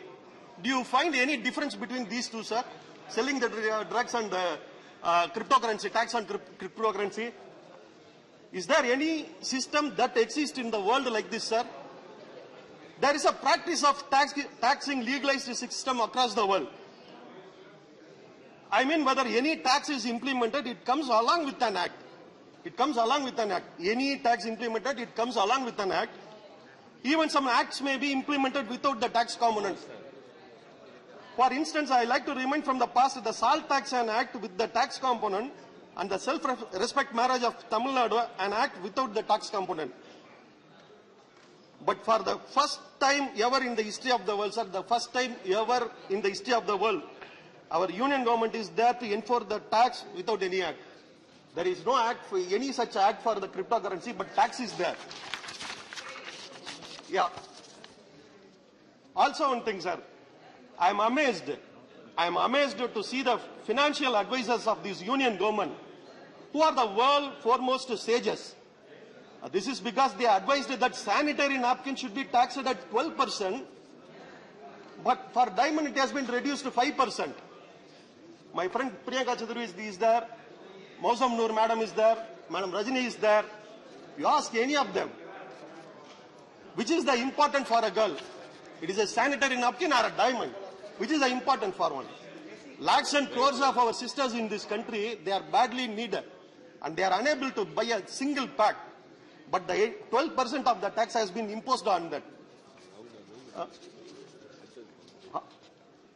Honorable Sir, the stepmotherly treatment of Tamil Nadu and the Tamilians by the union government stands exposed again in this budget. One of the long-standing demands from the Delta district of Pudukkottai is the opening of a new railway line to Tanjavur from Pudukkottai. The survey, which has been completed and submitted by the British just before independence. This government has failed to take concrete steps to take the Delta district of Tamil Nadu into confidence, and this is evident not only in the railways department, but also by the ghost of the hydrocarbon projects, which is still hunt the farmers. Hundreds and thousands of people from Tamil Nadu cutting across caste and religion have contributed not just to the nation, but to the entire world. The union government is acting with a vendetta against us. Sir, due to the paucity of time, I am now in the last part of my speech. To sum up, presenting a budget, especially in the midst of an economic crisis, it is an opportunity to communicate a government vision for the country. This budget fails to do and is completely disconnected from the ground reality. Instead of tackling the problems at hand, the union government is diverting attention away by feigning to plan India at 100. The budget did not have any mention of the increasing problem of inequality that the country is facing now. Also, it is not focused on two of the country's most pressing problems, the unemployment and the crisis affecting agriculture and the informal sector. Also, it is a fact that a few billionaires and a few large companies have benefited greatly, multiplying their profitability and assets. Even as a pandemic has devastated the lives of hundreds of millions. The Oxfam reports reveals that 80% of households in the country suffered a decline in their income in the year marked by the tremendous loss of life and livelihoods. Whereas on the other side, the number of Indian billionaires grew from 102 to 142. This remains one of the popular saying about the budget. I don't read the budget, but anyway, you can say the poorer are let down, the salaried class is hit hard, and the budget is sell out to the rich. The rich get richer, and the poor get poorer. What else happened when the tax on diamonds are reduced by 5% and corporate surcharge is reduced to 7%, while the tax on umbrellas are increased by 20%. Tax on umbrella is increased by 20%. The government should adequately tax the corporate in such bad time and generate money from social security. It is the duty of the government to take care of its citizens. Our DMK party leader and Tamil Nadu Chief Minister, Sri MK, said, after tackling charge as a CM, he said, he was elected to be the Chief Minister of Tamil Nadu, not just for the people who voted for DMK. Likewise, I pray the Union government to run a government not for its corporate paymasters, but for each and every citizen of India. History will judge you for your action. History will judge you only by your actions. I pray the government and Honorable Prime Minister to follow very famous quote by Peraringer Anna while working for the people. நாடு என்பது வெறும் பூகோள படமல்ல. நாடு என்பது வெறும் பூகோள படமல்ல. அங்கு வாழுகின்ற மக்களின் உணர்ச்சிகளின் தொகுப்பு.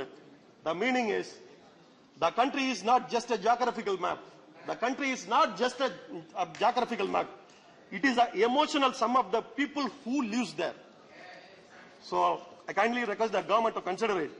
The union government should keep it in mind that the emotion and aspirations of its citizens and should take commensurate steps in the direction to develop both the country and its citizens. I once again thank the leader of my party and the Honorable Chairman for allowing me to take part in this debate on the Union Budget 22-23. Honorable Vice Chairman, sir, I conclude. Thank you. Thank you, Mohammed Abdullah ji. Now I request Dr. Amar Patnaik. Thank you, sir. Sir, I would like to begin by quoting Joseph Stiglitz, the Nobel Prize winning economist, who said that the world is facing three existential crises. One, inequality. Second, climate change. And third, democracy, crisis of confidence in our political and economic institutions. He goes on to say that what we measure affects what we do. And if we measure the wrong thing, we will do the wrong thing. If we focus only on material well-being, on say whether the production of goods rather than on health, education and the environment, we become distorted in the same way that these measures are distorted. We become more materialistic. So even though the GDP is not designed to measure the well-being of people, it is basically designed to find out the producing economic growth, the pattern of spending on goods and services. And therefore, if we want to put people as the first, we have to move beyond GDP, what Stiglitz is saying, what Amartya Sen has said, and many other economists are saying. Sir, I would like to use this framework in analyzing the budget. So first I will start with climate change. So on energy transition and climate action, this budget devotes about 8 paragraphs. I must compliment the Honorable Finance Minister for bringing the focus on climate action and climate change, which was one of the existential crises pointed out and flagged by Joseph Stiglitz. The budget talks about co-firing 5 to 7% biomass, swapping of batteries, green bonds for generating resources for funding this climate change. It talks about a low carbon strategy in the longer run for the economy. It talks about green energy and clean mobility systems as sunrise opportunities. It also talks about circular economy. So there are three things important when we talk about climate change, climate action. One is the mitigation measures, the second is the adaptation measures, and third, very important, is measurement, performance, accounting for it.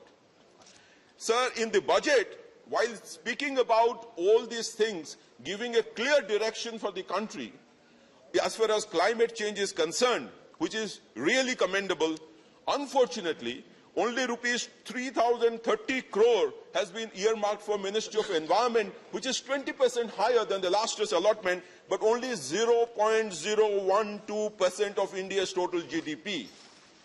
The commitment also has to come by matching allotments in the relevant heads of account. The biodiversity has been flagged as an enabling asset. I do agree, all the House would agree. However, the amount is only rupees 8.5 crore, less by 3.5 crore. As per the Economic Survey 2020-21, India's climate action funding has so far been met domestically. But for meeting the COP26 commitments, we need $1 trillion of money. $1 trillion US dollars of money. Therefore, my suggestion to the Honorable Finance Minister is that we need to incentivize private investment in the clean energy trajectory by having a national adaptation investment fund, and which is very transparently set up. Currently it is there, but the private sector's investment is not there so far. We need to encourage private sector to invest in adaptation finance, adaptation projects, and most importantly, India as a whole has to spend money on climate resilient development pathways, which Honorable Chief Minister of Orissa has been saying that we need to have a long-term strategy for disaster management in the eastern coast of India, which is generally ravaged by cyclones at regular intervals, and a huge amount of money goes. Sir, I would like to say why it is important. Sir, it is important because the FAO's report says that during the 2003 to 13 period, the climate-related economic loss to humanity was of the order of US $1.5 trillion. And all of us know that it is the poor who are disproportionately affected by any kind of climate change, and therefore by giving emphasis on climate, the budget has done the right thing. However, as I said, it is very important to bring it into our budget, into our mainstreaming, into our figures. Orissa is the first state in the country, under the able leadership of Honorable Chief Minister, we prepared the first climate budget, and probably the only state which has done so far in last year in 2020-21. Similar thing needs to be done at the Government of India level. Sir, what is good for the goose is not good for the gander. The word capital is not good for Marxian political scientists, but capital is good for public financial specialists and economists. Similarly, what is good for top 1% of the population may not be good for the bottom 50% of the population. What we see in the 2022-23 budget is an overabundance of capital expenditure, technology, and I spoke about climate action, ease of doing business, which will all have positive impact on the economy. However, there is an undernourishment of health, education, rural economy, farmers' welfare, women and child, and of the states themselves. Sir, the budget has betted heavily on capital expenditure last year, last to last year, and even the current year. It is a supply-side solution. But I would like to state and make a case whether it has worked, so far. In India, the multiplier effect by the central government of capital expenditure is 2.45. For the states, it is 2.0. This is assessed by RBI as well as by the National Institute of Public Finance and Policy. They have mentioned it in 2014 report, RBI Bulletin 2020 report. So a rupees 1 crore investment is supposed to generate much more than 1 crore increase in GDP. However, this multiplier effect, has it worked? Now it should convert itself in terms of generating fixed capital investment.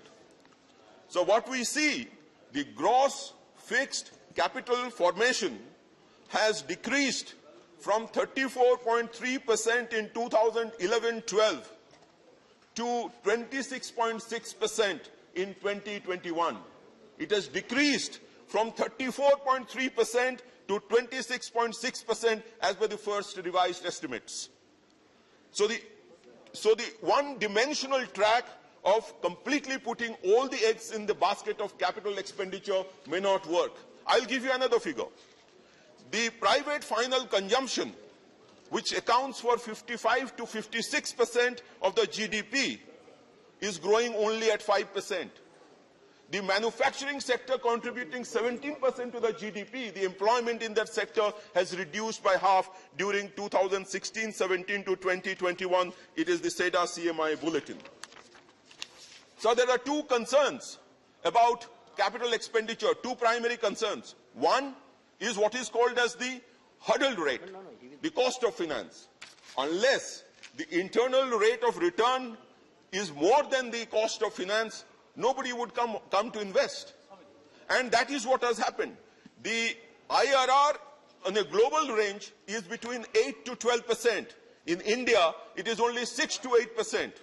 Therefore, PPP mode projects will have problems unless the cost of borrowing goes down. Something has to be done about cost of capital in this country. Not now, it has not happened before. I think a signal has to come from government at some time. So now I want to talk about the time lag, the time delays. So according to the Ministry of Surface Transport, MOSPI, it is in their database.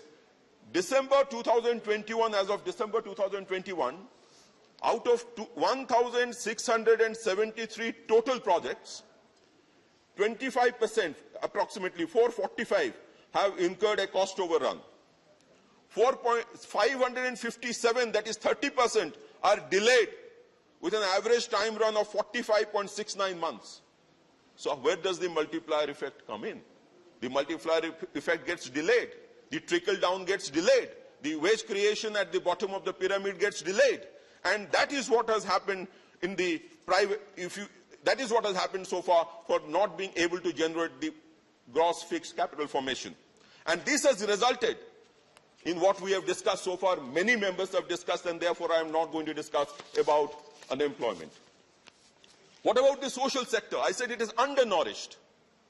Out of 21 primary sectors, I do not take the total allocation as a percentage of the total budgeted BE this year, but I am taking it as a percentage of the GDP. Out of 21 sectors, in 8 sectors it has decreased as a percentage of GDP compared to last year. In 8 sectors there are no change. In 5 sectors it is marginal increase to the extent of 0.1%. Therefore there is nothing which has happened in the social sector. Then how do you create a level playing field? In the entire budget, one has talked about opportunities to be given, opportunities being created, and we know opportunities can be created only when we spend on things like health and education. I will talk about these two things, health and education now. Now, as far as health is concerned, the budget started with health, and I thought that the allocations would have become astoundingly high. Currently, if we look at the allocations in health, it is 0.33% of the GDP, which is less than the last year and less than or even almost equal to the last year before last. We currently have 1 bed per 1,000 people against global average of 2.9. We are lower than even the BRIC countries. We have 1 doctor per 1,500 when the requirement is per 1,000. We have one nurse for 670 when the requirement is one nurse per 300 as per the 15th Finance Commission report. So the investment in health is definitely required. I look forward to it, and I think there is still some way in which we have to get investment into the health sector in this country, particularly the primary healthcare sector. The Standing Committee had also suggested investment in primary healthcare to be requiring a push, a definitive push. Now I talk about agriculture. Now, if I talk about agriculture, I would like to say that unless the Swaminathan Committee report is implemented as has been demanded by Honorable Chief Minister of Orissa several times, the farmers' income probably cannot get doubled. In fact, the budget doesn't talk about doubling of farmers' income as of 2022 at all. The procurement has decreased from 126 to 120.8 metric ton. Number of farmers who have been benefited has decreased from 19.7 million to 16.3 million. The reduction in the price support schemes, which does the procurement, is to the extent of about 62%. At a time when we are talking about empowering the farmers, increasing their income, the procurement allocation has come down, and it is a matter of concern. What is also a matter of concern is the fact that agricultural investment fund, in which 1 lakh crore was supposed to be spent in 6 years, after 2 years, the spending is 6,627 crore only, that is approved. Spending is a mere 2.6%, 2,654 crore. So at the rural economy level, at the agriculture level, there is tremendous amount of distress. Please conclude, Dr. Ji. Finally, I will end by talking about... Your last minute. 1 minute, yeah. Finally, I'll talk about federal equity. Now, if we talk about federal equity, the amount of resource allocation to the states, as Honorable Prime Minister said yesterday, it is in the states' development that the development of the country can take place. But what has happened, that the percentage of devolution to the state as a percentage of total gross tax revenue has declined from 30.02% to 29.61%. And the quantum of cess, however, which is completely appropriated by the centre, has increased from 3.7 lakh crores to 4.45 lakh crores. I can tell you, since I do not have the time, that if you do a calculation of the cess and surcharge which was levied on education and health, one in 2004-05, the other in 2018, and take that allocation out of the current allocation, then you find an abysmal figure as the percentage of investment on education and health, which is a matter of worry. Please conclude, sir. My point of saying all this is that, Madam Finance Minister, that definitely there is growth in the economy, definitely there is a direction on climate change, there is a definite direction on using technology for giving benefits, which is very positive. But the problem is, all is still not well. It is not business as usual. The rural economy may not be under distress, but it is under stress. And therefore, the emphasis on rural economy in terms of NREGS, in terms of investment in agricultural investment fund, in terms of providing housing, has to continue. As far as housing is concerned, I must bring to the notice of this House that the Prime Minister, Honourable Prime Minister, said housing for all by 2022. Then why not to 8.5 lakh Udiyas? Let them be Lakhpatis. Let them be Lakhpatis. The figure, the prayer of the government of Orissa is pending for so long. So I would end once again by thanking the Prime Minister for the budget proposals, for giving a direction, and would request her to consider the suggestions given by me. Thank you so much. The next speaker, Shri K.R. Suresh Reddy. Thank you, Chair. So I rise to congratulate the Finance Minister on a 4th consecutive speech. A budget 4 in a row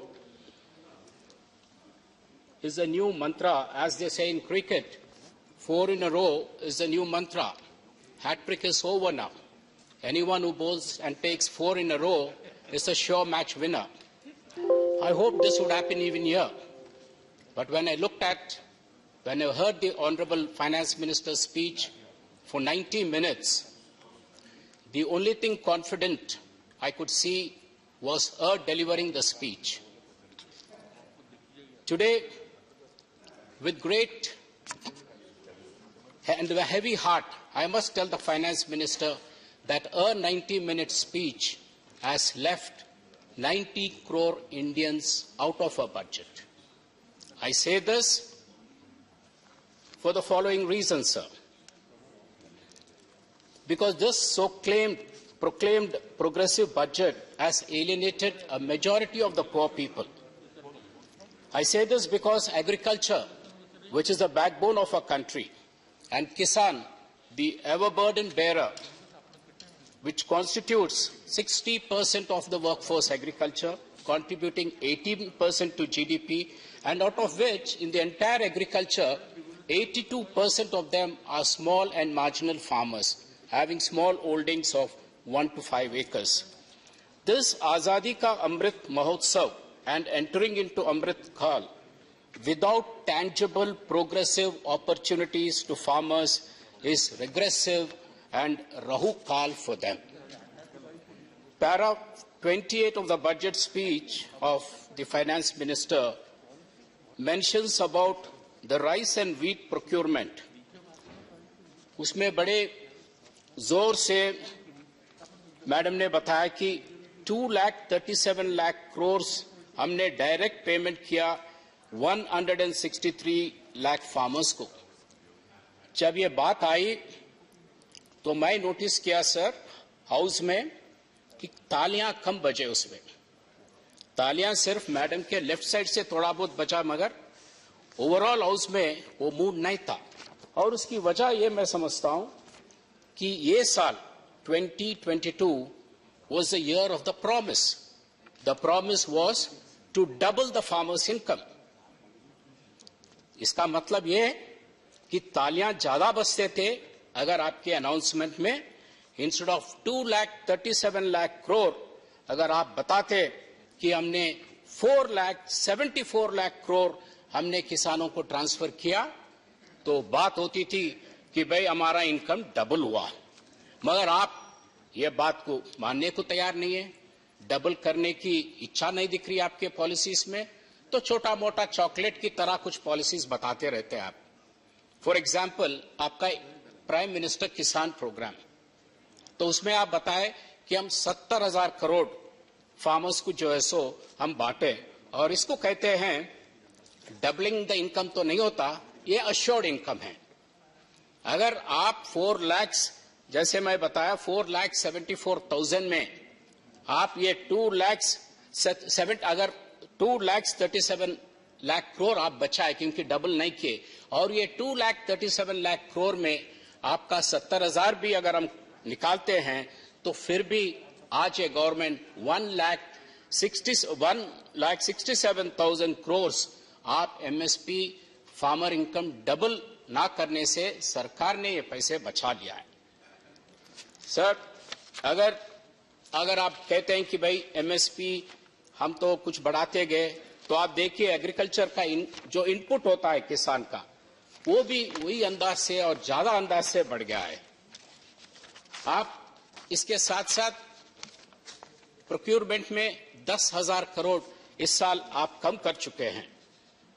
आपका recent procurement policy जो हमको तेलंगाना एक उदाहरण है कि paddy procurement में किसान को, तेलंगाना सरकार को कितने कठिनाइयां आपने करवाया कि भाई we had to come with a begging bowl, chief minister had to come, request the government, plead in the government. Half the cabinet was here, entire MPs were camping here, most of the MLAs were here, just requesting the government कि भाई आप हमारा produce लेंगे नहीं लेंगे, रबी में आप लेंगे नहीं लेंगे।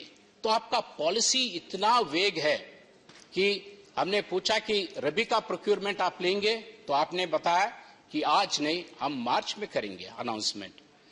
जब किसान का काम शुरू होता है दिसंबर में, आप मार्च में बताने की बात, ये आपका किस तरीके से आपका पॉलिसी है, किस तरीके से किसान खेती को आप देखते। एक छोटा सा मिसाल है, ये कोई स्विगी सर्विस नहीं है कि जब भूख लगा जब खाना मंगाया।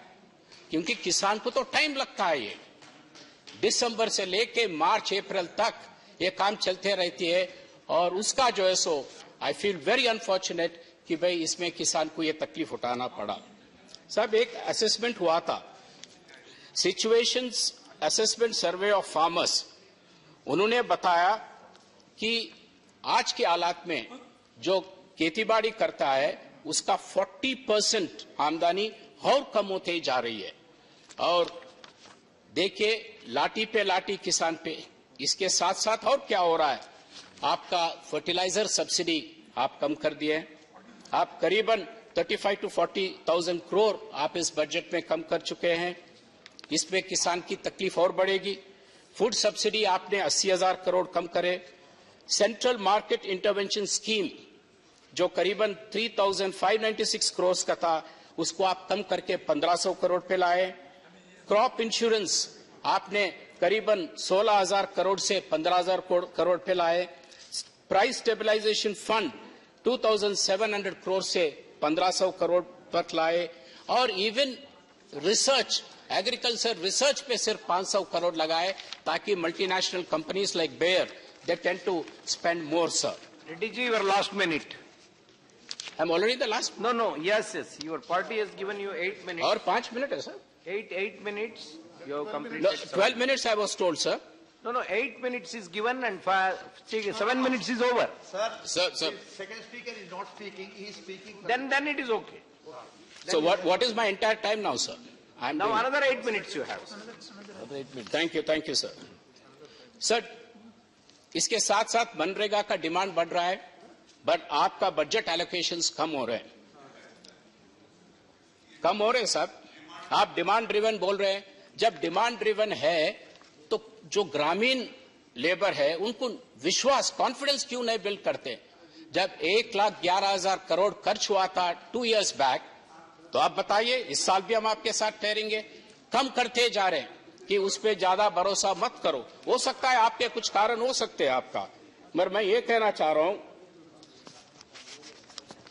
कि the share unemployment pressure in the rural India will force and compel the government to increase the allocation.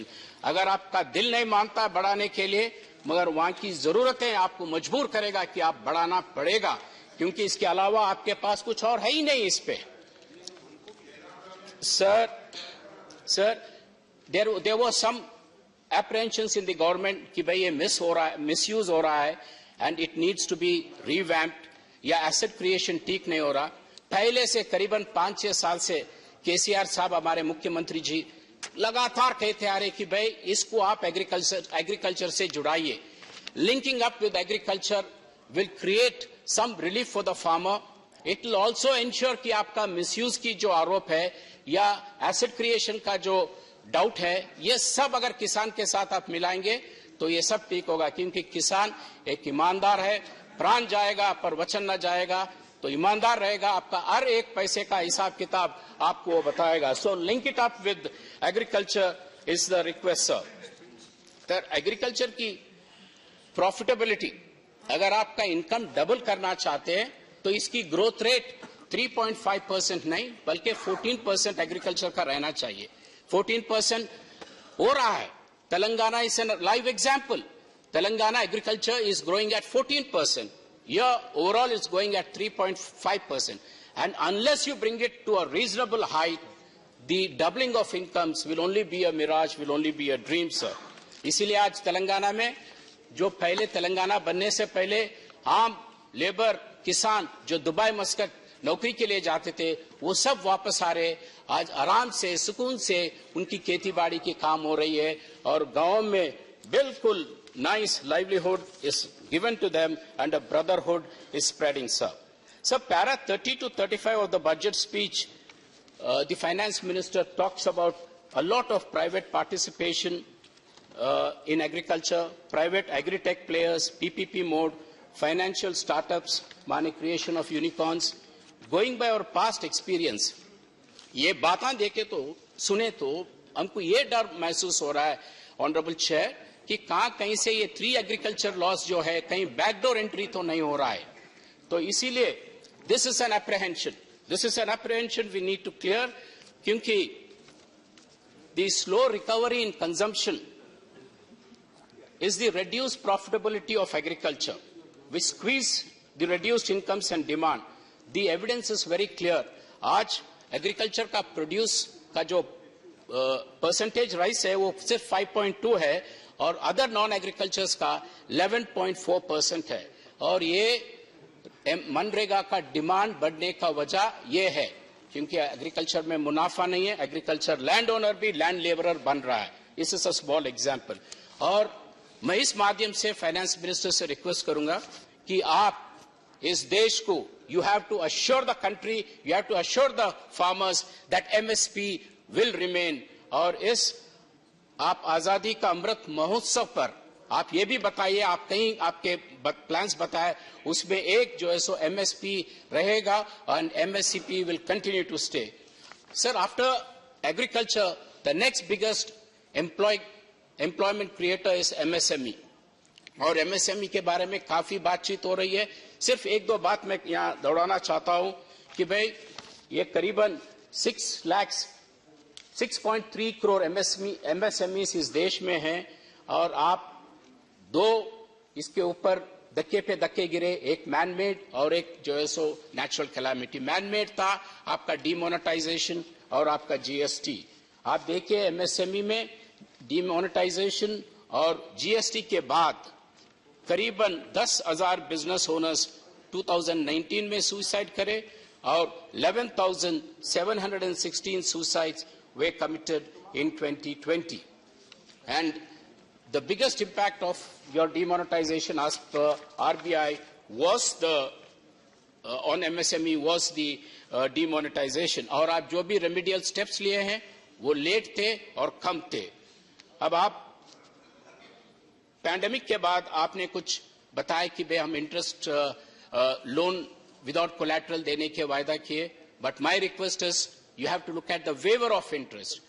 जब फैक्ट्रीज बंद थे, एक साल बंद थे, तो उनके ऊपर इंटरेस्ट जो है सो बढ़ते गया, वो आप निकाल दीजिए। और उनके ऊपर फिक्स्ड पावर कॉस्ट था, कारखाना चला या ना चला मगर उनका बिजली का बिल आते गया, वो उसको आप जो है सो ऑब्जर्व करिए। This will be some relief. और ये MSME के साथ हॉस्पिटैलिटी सेक्टर में भी आपने ये बताया कि भाई हम कुछ पैसे देंगे। Hospitality sector also contributes a lot to the GDP, so why don't you take it as an infrastructure. The facilities given to infrastructure, long-term learning, etc., should be given to these MSMEs to this hospitality sector, as you've been giving it to the other infrastructure sector. And the other key issue here in Madam Finance Minister's speech was an emphasis on digital, which is very good. Everything digital was a word which came up almost in all the pages. And we appreciate it. Definitely, we change with the times, and you have to.